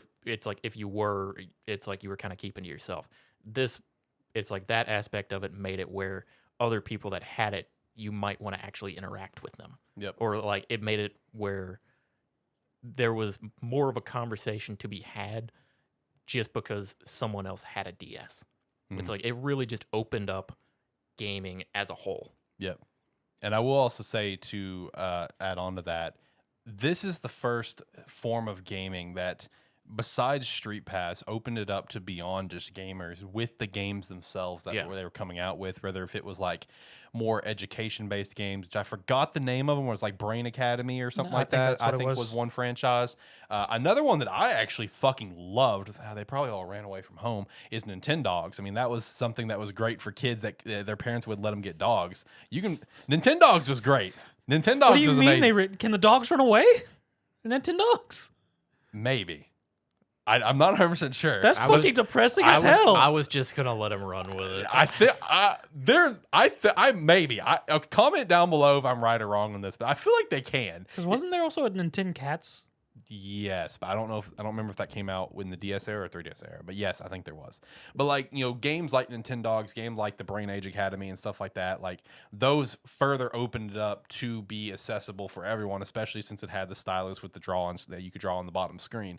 I mean, like that just revolutionized gaming as a whole. And I can personally attest to that because I remember personally where the age of gaming right before the DS was like what you were saying, where it's like you kind of kept it to yourself. That's how it was at school for me. Is like gamers, it's like you keep that to yourself. With the next generation with like the DS and beyond, that's where it's like all of a sudden everyone's like, oh yeah, gaming's cool. Gaming's cool. When before it wasn't. You know what I mean? Like the DS and that generation that came with it, like really started to revolutionize gaming where it opened it up to everyone. And I will also say, as a personal little tidbit, which I feel like John can agree as well, it does also help that the DS had probably the best generation of Pokemon games ever. I mean, that is a nice little tidbit, at least for Pokemon fans. With, of course, Gen 4 with Diamond, Pearl, and Platinum, Heart, Gold, Soul, Silver, and then Black and White and Black and White too. Yeah, when you were So. you were saying the best generation, I was assuming you were talking black and white. I'm talking, literally the all of them. Yeah, lifespan of yeah. the DS Yes. had the best generation of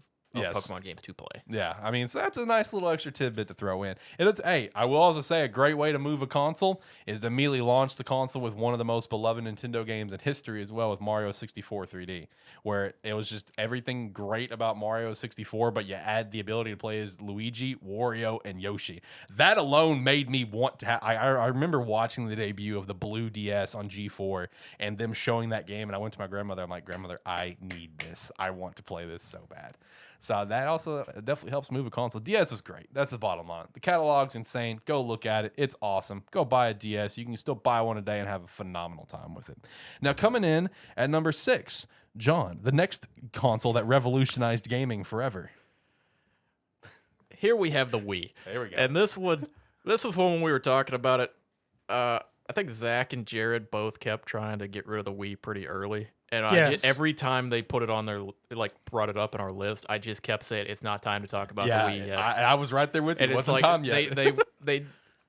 but the Wii, the main reason that I put the Wii so high up here, why I fought for it so hard, not necessarily the catalog of games. It had some fun games with it. It's like the Wii changed, like, kind of like you were saying with the DS, changed gaming with its games because it wasn't just focused on Gamers. like it wasn't just focused on games. Yeah. But what the Wii did was it brought gaming out of like the stereotypical nerd sitting in his bedroom playing his games, keeping to himself, to it brought it to a family experience. It brought it to, instead of gaming being the like a lone person, to a family experience. Yep.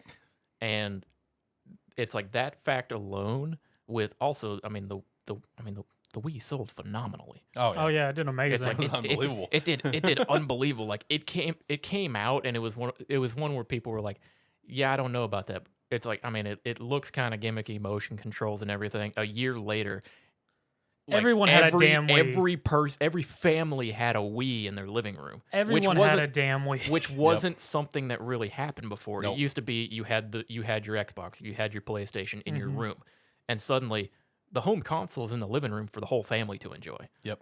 And it's like that aspect alone. Plus, I mean, also, it's like, I mean, the Wii had every game that came out for it had some weird way to include the Wiimote into Yes. it. Yep. Because it had to be motion in some way, or you had to have it connected to it for it to actually work. Yep.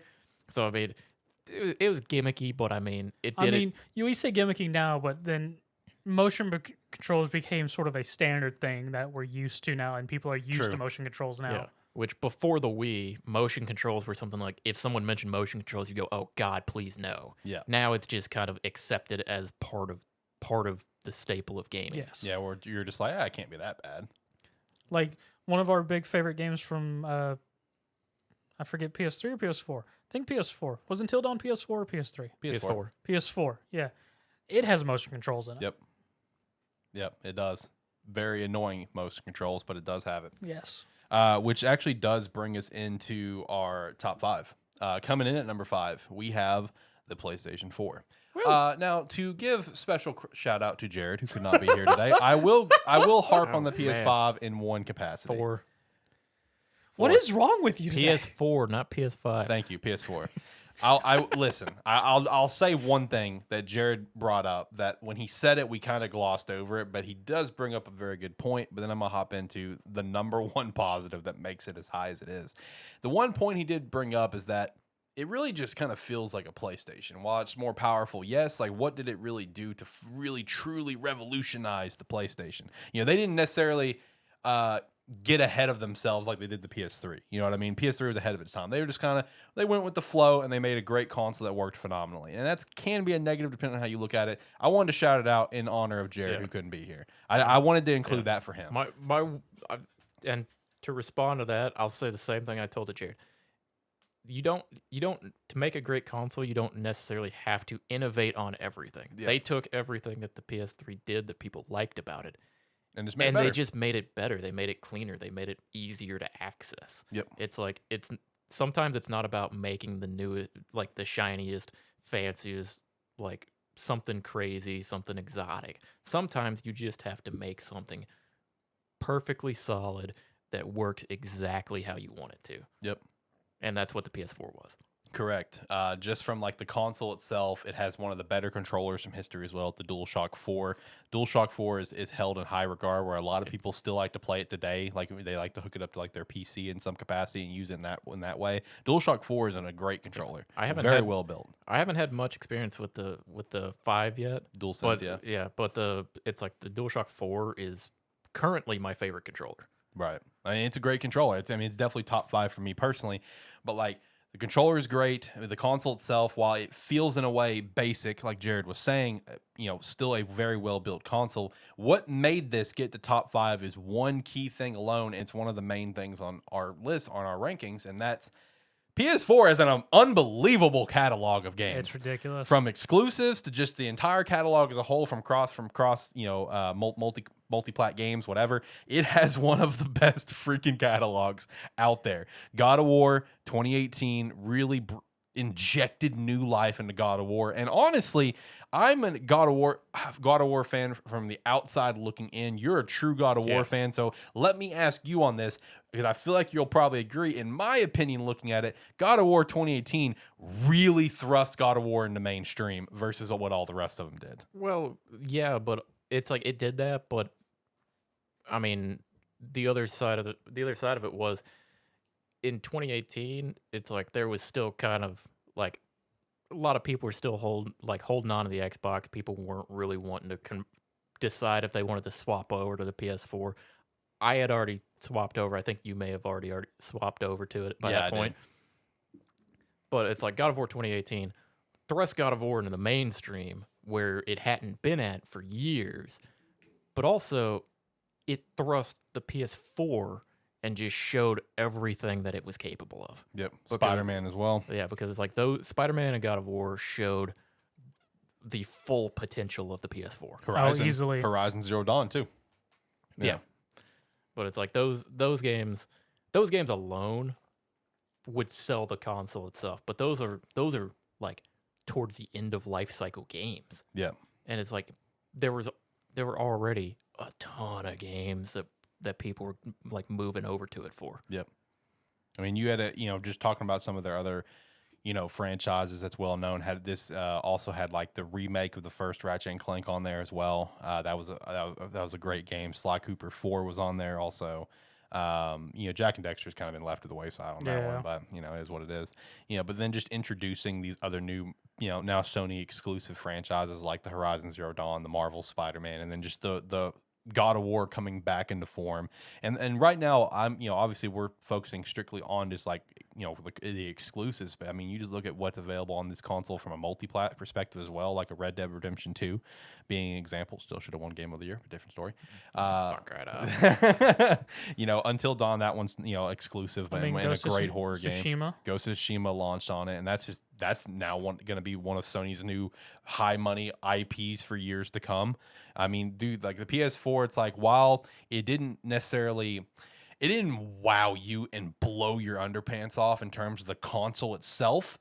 Like it doesn't have any like massive gimmick to really pull you in, but it's a solid built console with an unfucking believable catalog, and that's one of the big selling points. Persona 5 as well came out on the PlayStation 4, for JRPG fans, and it just has a lot to offer there. Coming in at number 4, we have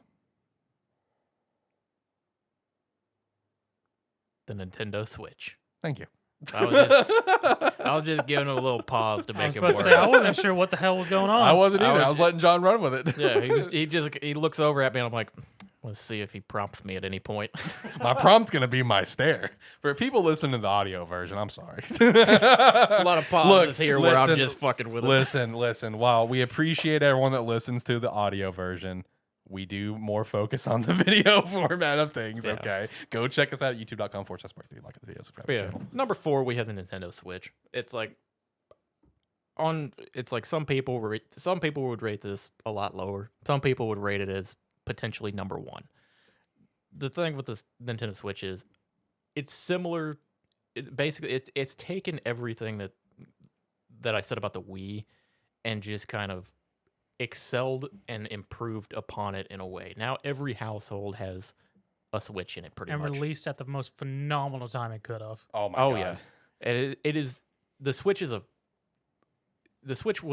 the perfect combination as well of having a home console that you can just pick up and take with you and continue playing anywhere. It's like it took kind of the gimmick of the Wii U and perfected it in a sense. Because the Wii U was the same carry around screen Yep. that you could play wherever you went, but the Switch is like what that could have been at the time.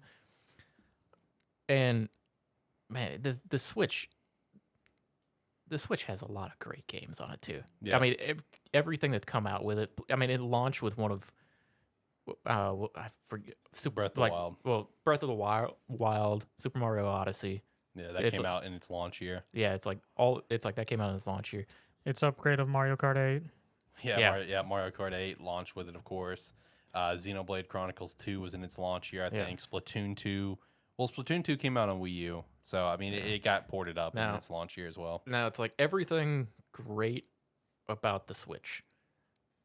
It does have the downside of it is not the most powerful console in the world. They It tried has to sell cardboard with it. Yeah, it has its problems with power, and we'll go ahead and get that out of the way here. Where some game developers are just, or it's like some game developers, they don't want to release their games on the Switch if they weren't specifically designed for it because it's not going to run it. It's too big of a downgrade for them. It's not the going. game. It's not going to be your most powerful console. It's not, but that's not what it's intended to be.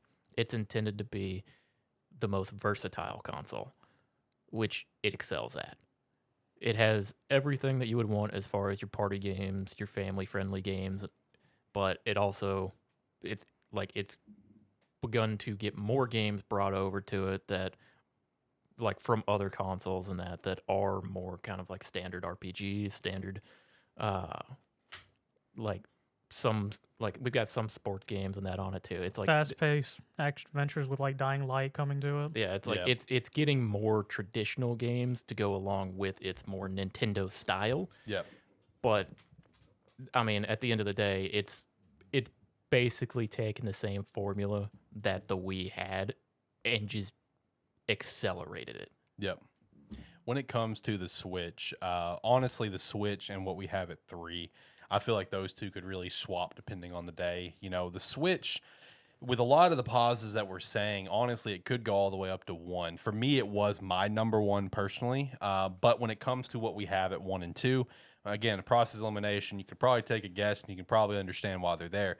The Switch does everything that John is saying, where it took everything good about the Wii U and made it better. But also, the Switch is Nintendo revolutionizing its own company and their own approach to games with what you're saying with like the Dying Light 2 and stuff. While a lot of these cases are not the best because they're in the cloud format, because again, comes back to the unfortunate power situation. We need that fucking, if we're gonna run with the Switch for a few more years, which is what it sounded like, we at least need a fucking like Switch Pro. We at least need that. Like, You're still fighting for that. Listen, even one of their own first-party titles runs like shit, and that's Age of Calamity. And that's why I still get to get into that game because it runs terrible. Different story though.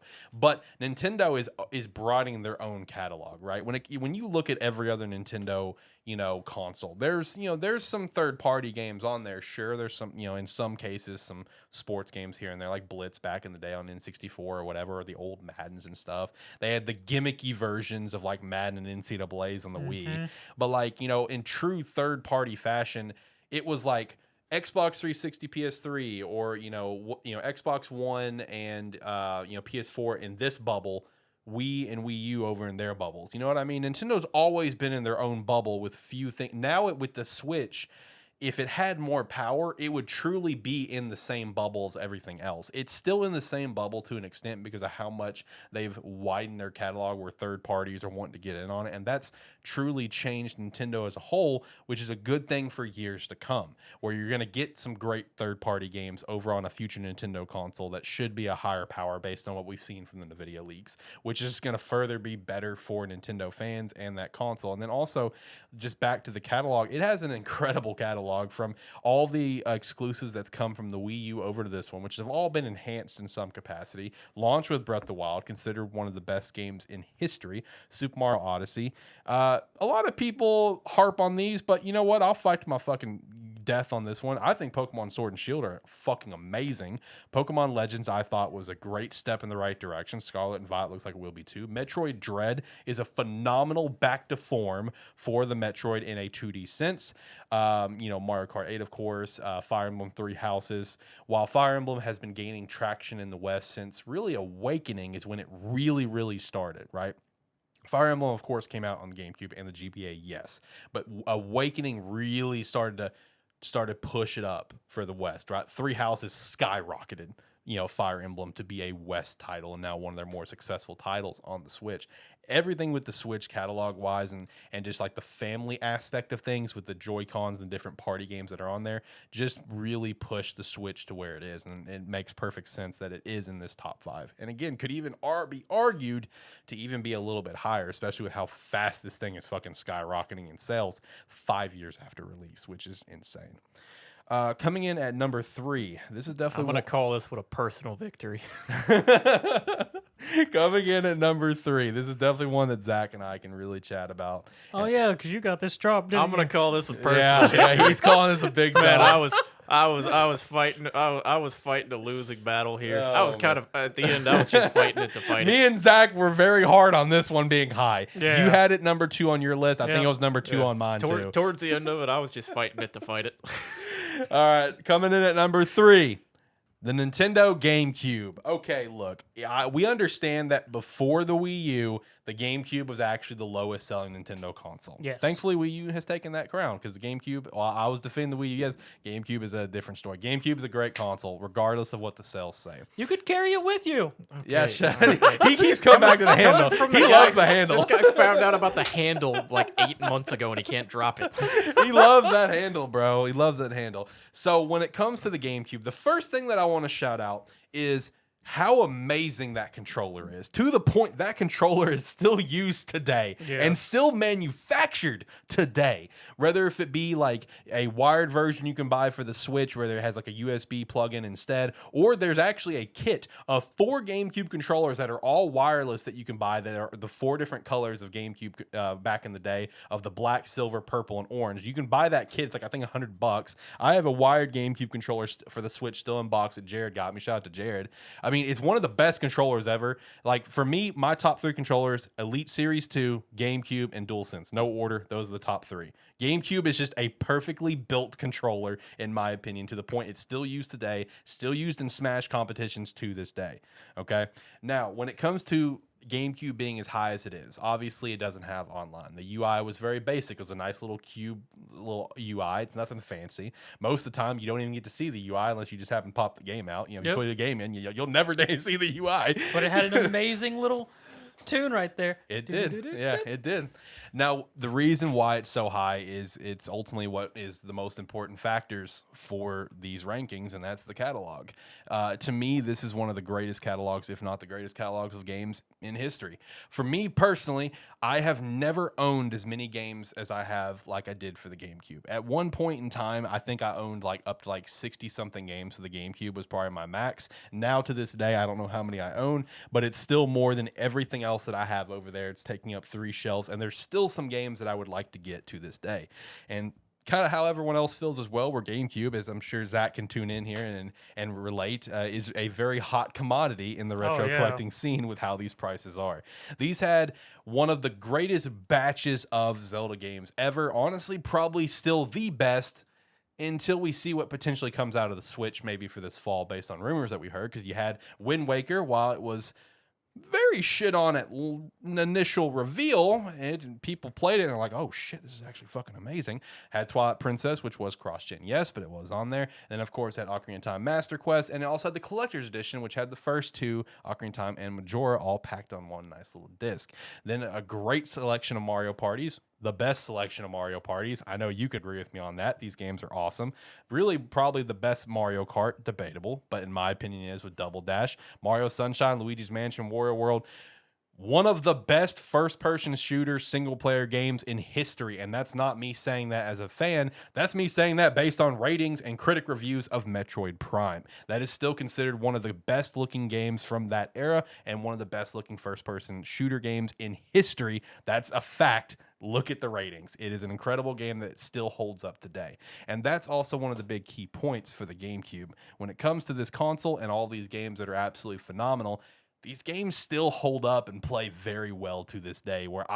Jared has asked me multiple times with like Twilight Princess, are you sure it's not just like you looking at it through rose gold glasses, whatever? I'm like, no, I still play a lot of these games to this day. I play Twilight Princess yearly. They still hold up. And they still hold up. The GameCube to me is one of the greatest consoles ever created. While the cells don't support it, the games do. What are your thoughts? I mean, I'm in agreement there. Yeah, GameCube is one of those, it just, for whatever reason, didn't hit. And because of that, we have a large catalog of games that are phenomenal, still hold up. And because Nintendo's Nintendo and they made all their games on friggin' small disc, that's the reason why half the really phenomenal games from that generation are all about $80 to over $100. True. And I mean, as we said, for retro collecting, it is a hot commodity. If you can find a GameCube one console and then the actual games, people are going to buy them up. It's not I'll come back to it. It's you get it or it's gone. Exactly. I've been there recently. I remember when I walked into a local game exchange, first time I've been in there, walked in, and underneath the glass case, they had 5 super rare GameCube games, all complete in box, all reasonably priced. I'm in there for 20 seconds, and I'm like, fuck, I have to buy all 5 of these. I can't walk out without them. I also want to give a special shout out to 3 particular games, one of which launched on the GameCube that some people sometimes forget, and I just want to shout it out because it's held as one of the better games in history, to the point that it's like it's become like what a GTA 5 is now before GTA 5, and that's Resident Evil 4 with the amount of times that it's been ported up. That did launch on the GameCube, while yes, it was on the PS2. So it's getting freaking redone for PS5. Yeah, exactly. A full remake. It launched on the GameCube initially, and also just as a little personal shout out for myself, please keep in mind when it comes to the GameCube, while these games didn't launch on the GameCube, due to the failure of the console they did launch on, the GameCube really helped put Sonic Adventure 1 and 2 in a different light for Sonic fans, because a lot of people didn't get the Dreamcast, they got the PlayStation 1, and never got to experience it, Sonic Adventure 1 or 2, which originally launched on Dreamcast.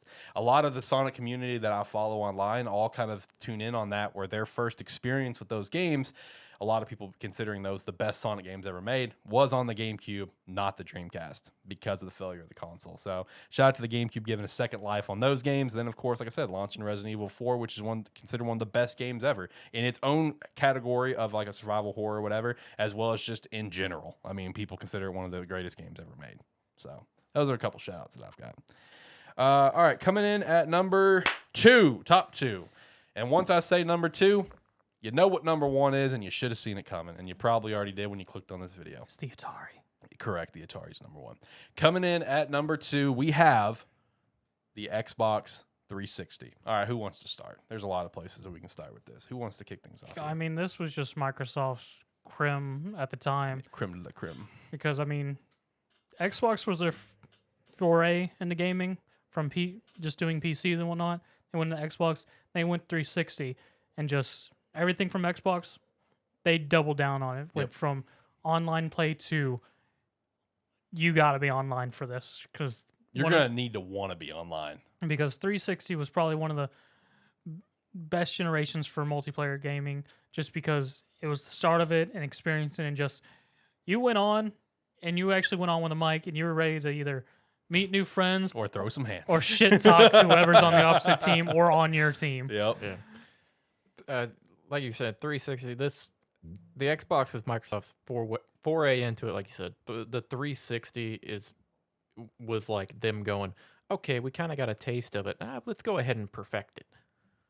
Which is kind of what the 360 era felt like at the time, because as you said, it kind of standardized everything we know and love about online gaming at this point. Yep. Yes. It's like everything that we know comes from that era, which, like you said, you would boot up whatever game you wanted to play, whether it be Call of Duty, like any of the Modern Warfare games that came out during that time. If it was Halo 3, Halo Reach, whatever, you went on. If you did, Heck, it's like Borderlands. Borderlands, Gears of War for me and Brady. Me and Brady tore up some Gears 2 and Gears 3. But yeah, you went on. It's like if you didn't have a mic when you started online, like started with your 360, you went out and you got one because you did not want to miss being a part of this time. Yeah, I mean, I remember playing a lot of Left 4 Dead 1 and 2, and a lot of times when we got serious about that, someone would join our team, and the first thing everyone would ask is, "You got a mic?" We give them a moment to respond. Kick player from lobby. Yep. Gotta have a mic. Gotta communicate. I was about to say, before that, the main multiplayer experience was people on PCs doing RTSs, Diablo, things like that, and it was just text chat, in which you got a lot through text chat, but it was really the mic, the communication via voice, which really hit peak and everything, and just the tons of interactions you got to have with it. And and that's just in multiplayer aspect. 360 itself, 360 and PS3 was the longest as it stands still console generation.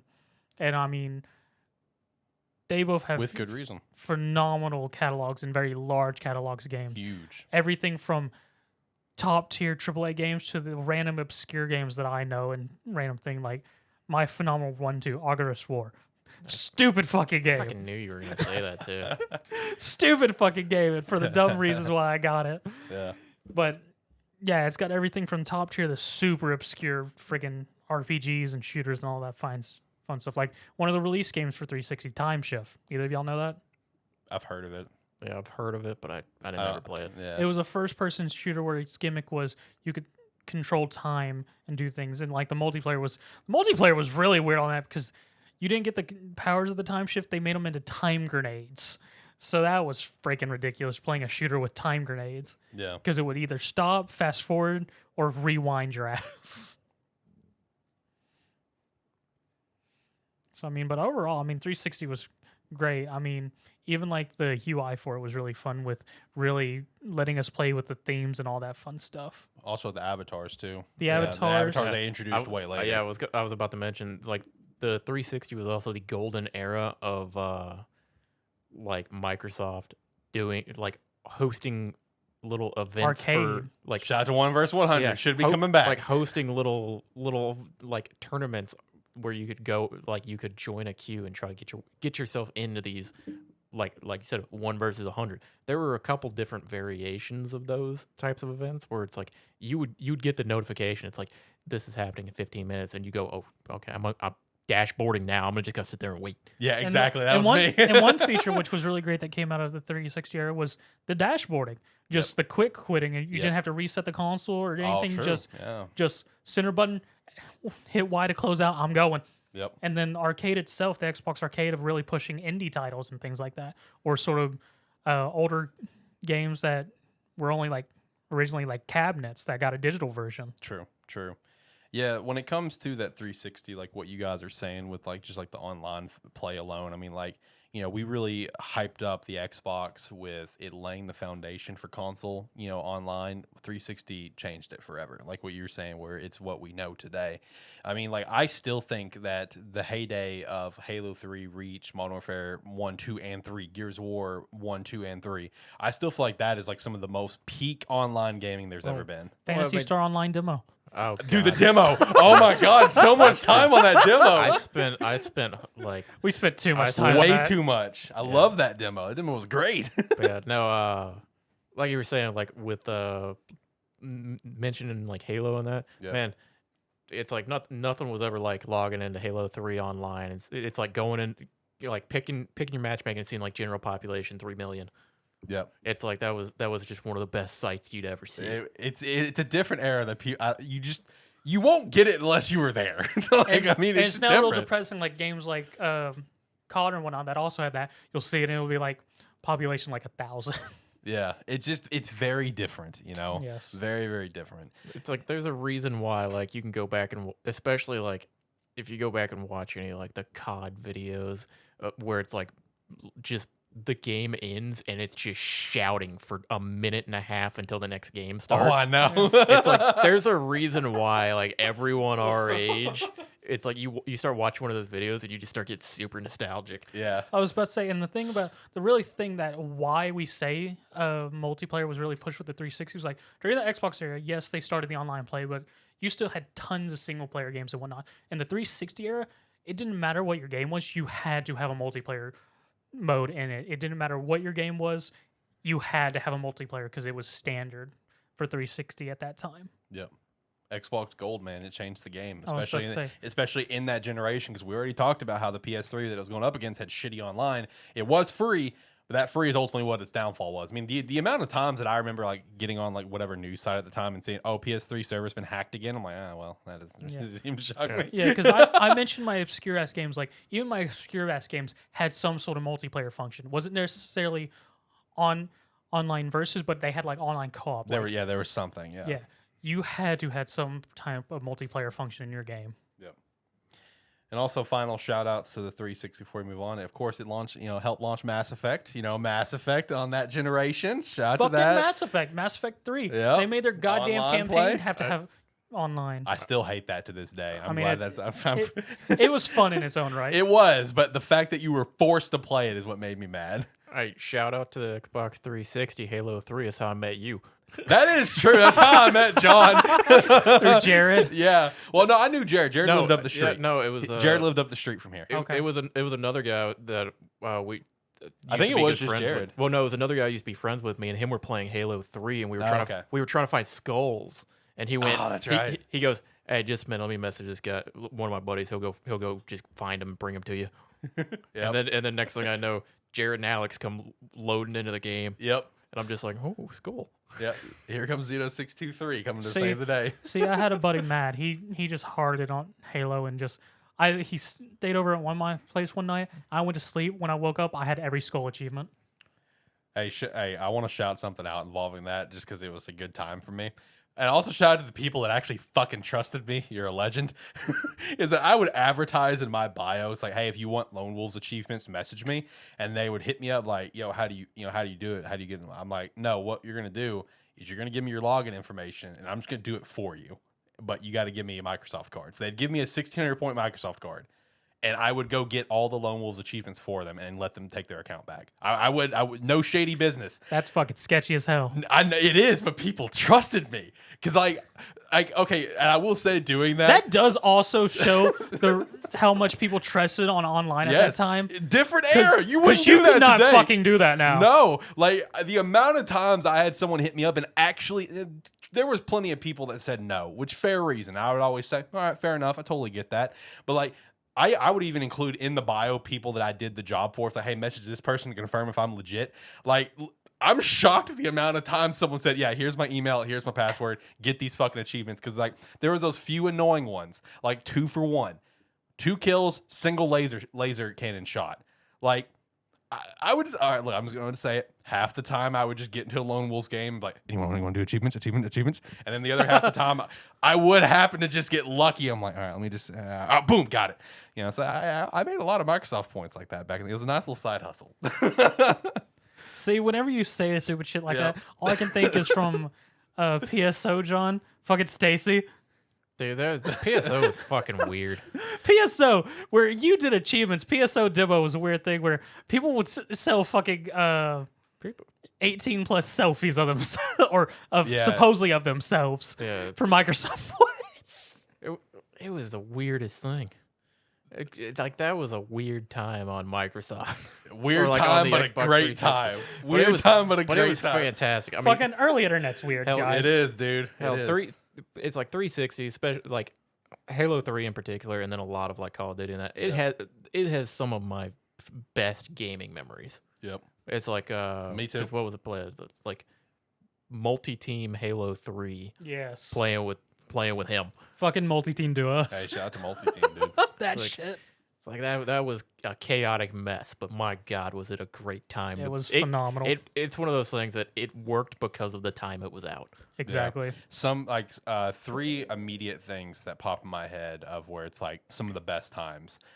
Team SWAT with Jared because of how frustrated he would be, and that was hilarious. Shout out to you, Jared. How's that 40 coming? Search and Destroy on Modern Warfare 2 with David and Brady. We played it a lot. I got a lot of funny stories from that one. And then me and Brady doing Wingman on Gears 2 and Gears 3 because Jesus Christ, we were a fucking duo. There was a few maps that for some reason, I don't know what it was, that we would not lose. Like as soon as the map came up, like, oh, cool, we got a dub. See, and that's how I was with like Left 4 Dead, and I became a Left 4 Dead phenom because John and Diaz can test. He wouldn't play with fucking us. dropped them because they were too bad at Left 4 Dead for me. Oh, that's savage. It's the dude that played Left 4 Dead for 10 hours a day for a year. We come over to play it one time with him at his house, and he wouldn't play with us because it was our first time and we were bad. I was hard on Left 4 Dead. I could tell. Like half my friends list at the time of the 360 era was from Left 4 Dead, to the point where I have a great story where I got into a lobby, someone was shit talking, and I don't know why. For whatever reason, it triggered me, and I invited like 6 people off my friends list. 3 of them joined, and we just fucking destroyed them back-to-back games. Also, shout out to a few single-player games. Of course, this generation had Skyrim naturally, but it also had, of course, the game before that being Oblivion. While Morrowind was held in a high regard and had its, I would say, more of a cult following, Oblivion really thrust it more in mainstream. And GTA 4, I great. wouldn't even say Oblivion threw it into mainstream, to be honest. I personally would. Skyrim amplified it, but Oblivion really started throwing it in there. Oblivion is Morrowind has like a lot of people that are fans will hold Morrowind a little bit higher, but Oblivion is the one that a lot of people will look back to and say like this is like Elder Scrolls at its finest. Yeah. Same thing. I've heard that from quite a few people. Yeah, and then of course had GTA 4, had GTA 5, which has been ported up 1,000 times. There's just we could go on all day about this. Yeah. With the 360. Last shout out to Sonic 06 on 360. Anyway, moving on. Number 1. You never would have guessed it. Yeah. Here it is. Shut the shocker. Plot twist of the century. Game Boy Virtual. Here we go, baby. This was the Virtual Boy we were shitting on it to mess with you, but it's actually getting number 1. It changed the game in the worst way possible. The real number 1. PlayStation 2. There you go. PS2. I mean, it was. Who? I mean, really. I mean, it's one of the as soon as we decided we were doing this list, it's like all I had to figure out was everything after number 1. Listen, I already said like in this episode I had Switch at 1 and GameCube at 2, but even I knew what was going to be number 1. Like I knew. It's like there was no changing it. I knew. it was one of those when we kind of shared where we had stuff. Yeah. At. Alex goes, "Well, I knew I was going to lose this." Yeah, I mean, I knew going like when I was typing my original list, I'm like, all right, yeah, let's do GameCube at 2, Switch at 1. I'm like, that's mine, but I know PS2 is gonna be 1. I knew it was coming. I mean, for us in our generation, PS2 was just phenomenal. It just had an insane catalog of games. It just ran phenomenally for the most part. We did have some hiccups with the fatty, and then with the disc switching, which it initially started out as DVD disc into fuck, I forgot what it moved on to. But they changed disc because it started off with the blue backs and eventually got the CD style and all that fun stuff. But controller was great. DualShock led to all great controllers beforehand. Just phenomenal games across all genres. There's just something for everyone.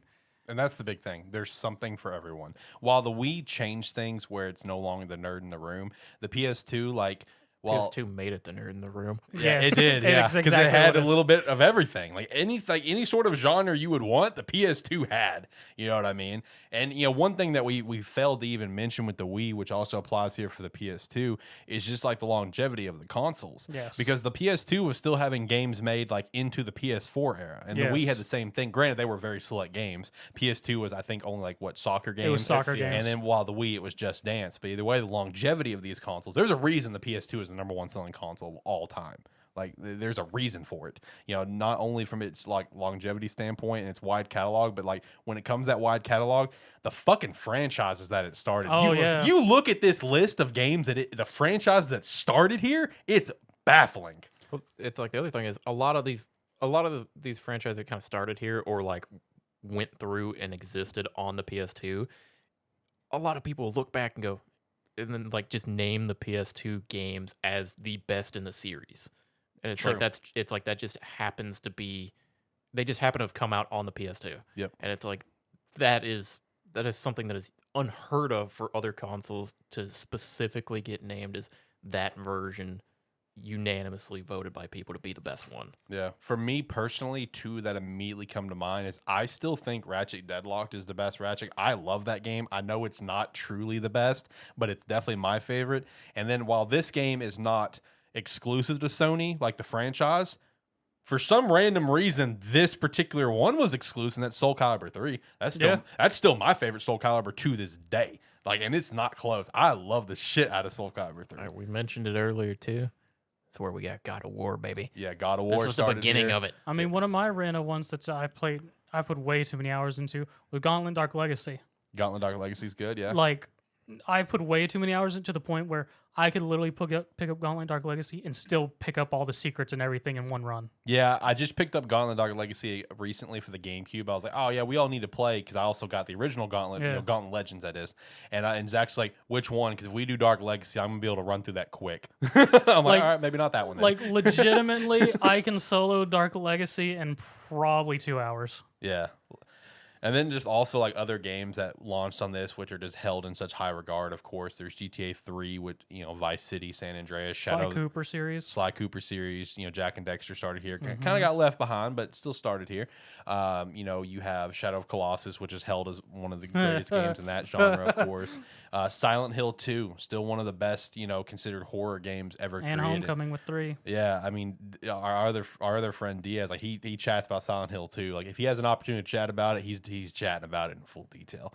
I mean, it's the catalog of these games, and also like I want to shout this out at least personally for me. I know you guys dabble in this genre, but and I feel like everyone that is potentially watching this can agree. Like that era, like the PS2, specifically, was the best era for sports games. Oh yeah. Yeah, this is the best era for sports games that there's really ever been. Honestly, I have no clue. I still Yeah. never touched sports games. I can agree to this Yeah, because this is the best. because it's like a lot of early consoles for me, like growing up, I got consoles later than most everyone else did. Mm-hmm. Like when people were moving on to the PS2 is when I was getting N64. People were moving on to the PS3, I was getting a PS2. So it's like I was getting a lot of these games slightly after everyone had played them. But yeah, the PS2 sports games are phenomenal. Yep.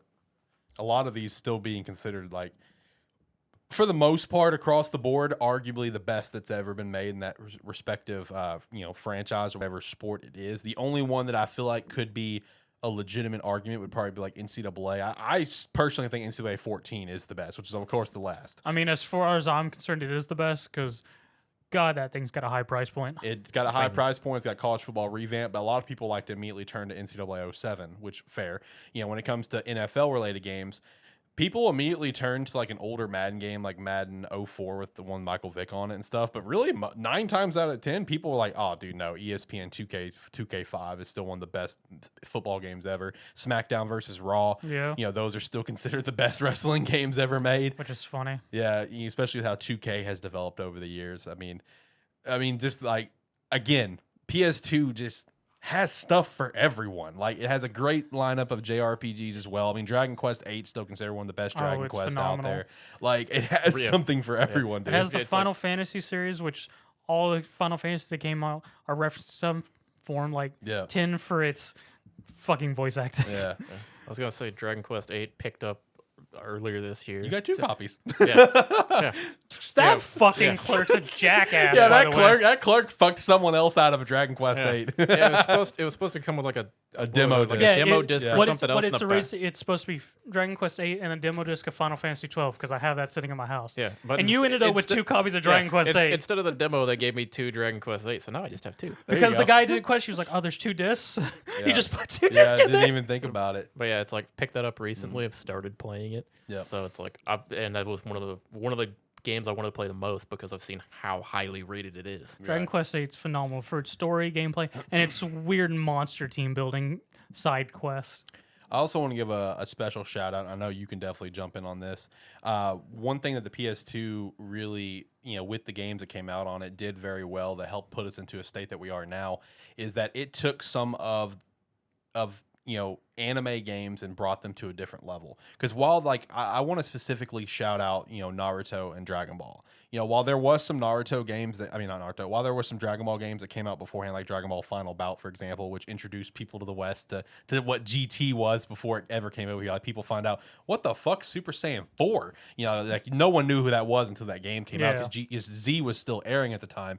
But like the PS2 era really changed Dragon Ball games, anime games forever with the Budokais. I was gonna say we got some of the best games in the Still. series with the Budokai and the Budokai Tenkaichis. Yeah, because you got to keep in mind all the Tenkaichis were in that generation. While a couple of them stretched to the Wii, like Budokai 1, 2, 3, Tenkaichi 2, Tenkaichi 3, all in that generation. And then just like I already mentioned Naruto, there was a couple Naruto games. I want to say the first Naruto games that came out were on the GameCube, which was the 2 Clash of Ninja games. Those were okay. There was also the Uzumaki Chronicles. That as well, but like the PS2, man, with the Ultimate Ninja games were phenomenal. And just that whole genre of like anime related video games really set anime games into a different motion that we have today. Hell, even the fucking Full Metal Alchemist game was good. And that's canon to the 2003 show. Yeah. Like that game is made to be canon. Like dude, it just like even you know what? I'll throw it out there. I enjoyed the Shadow, so did Brady. Even the Inuyasha games were good.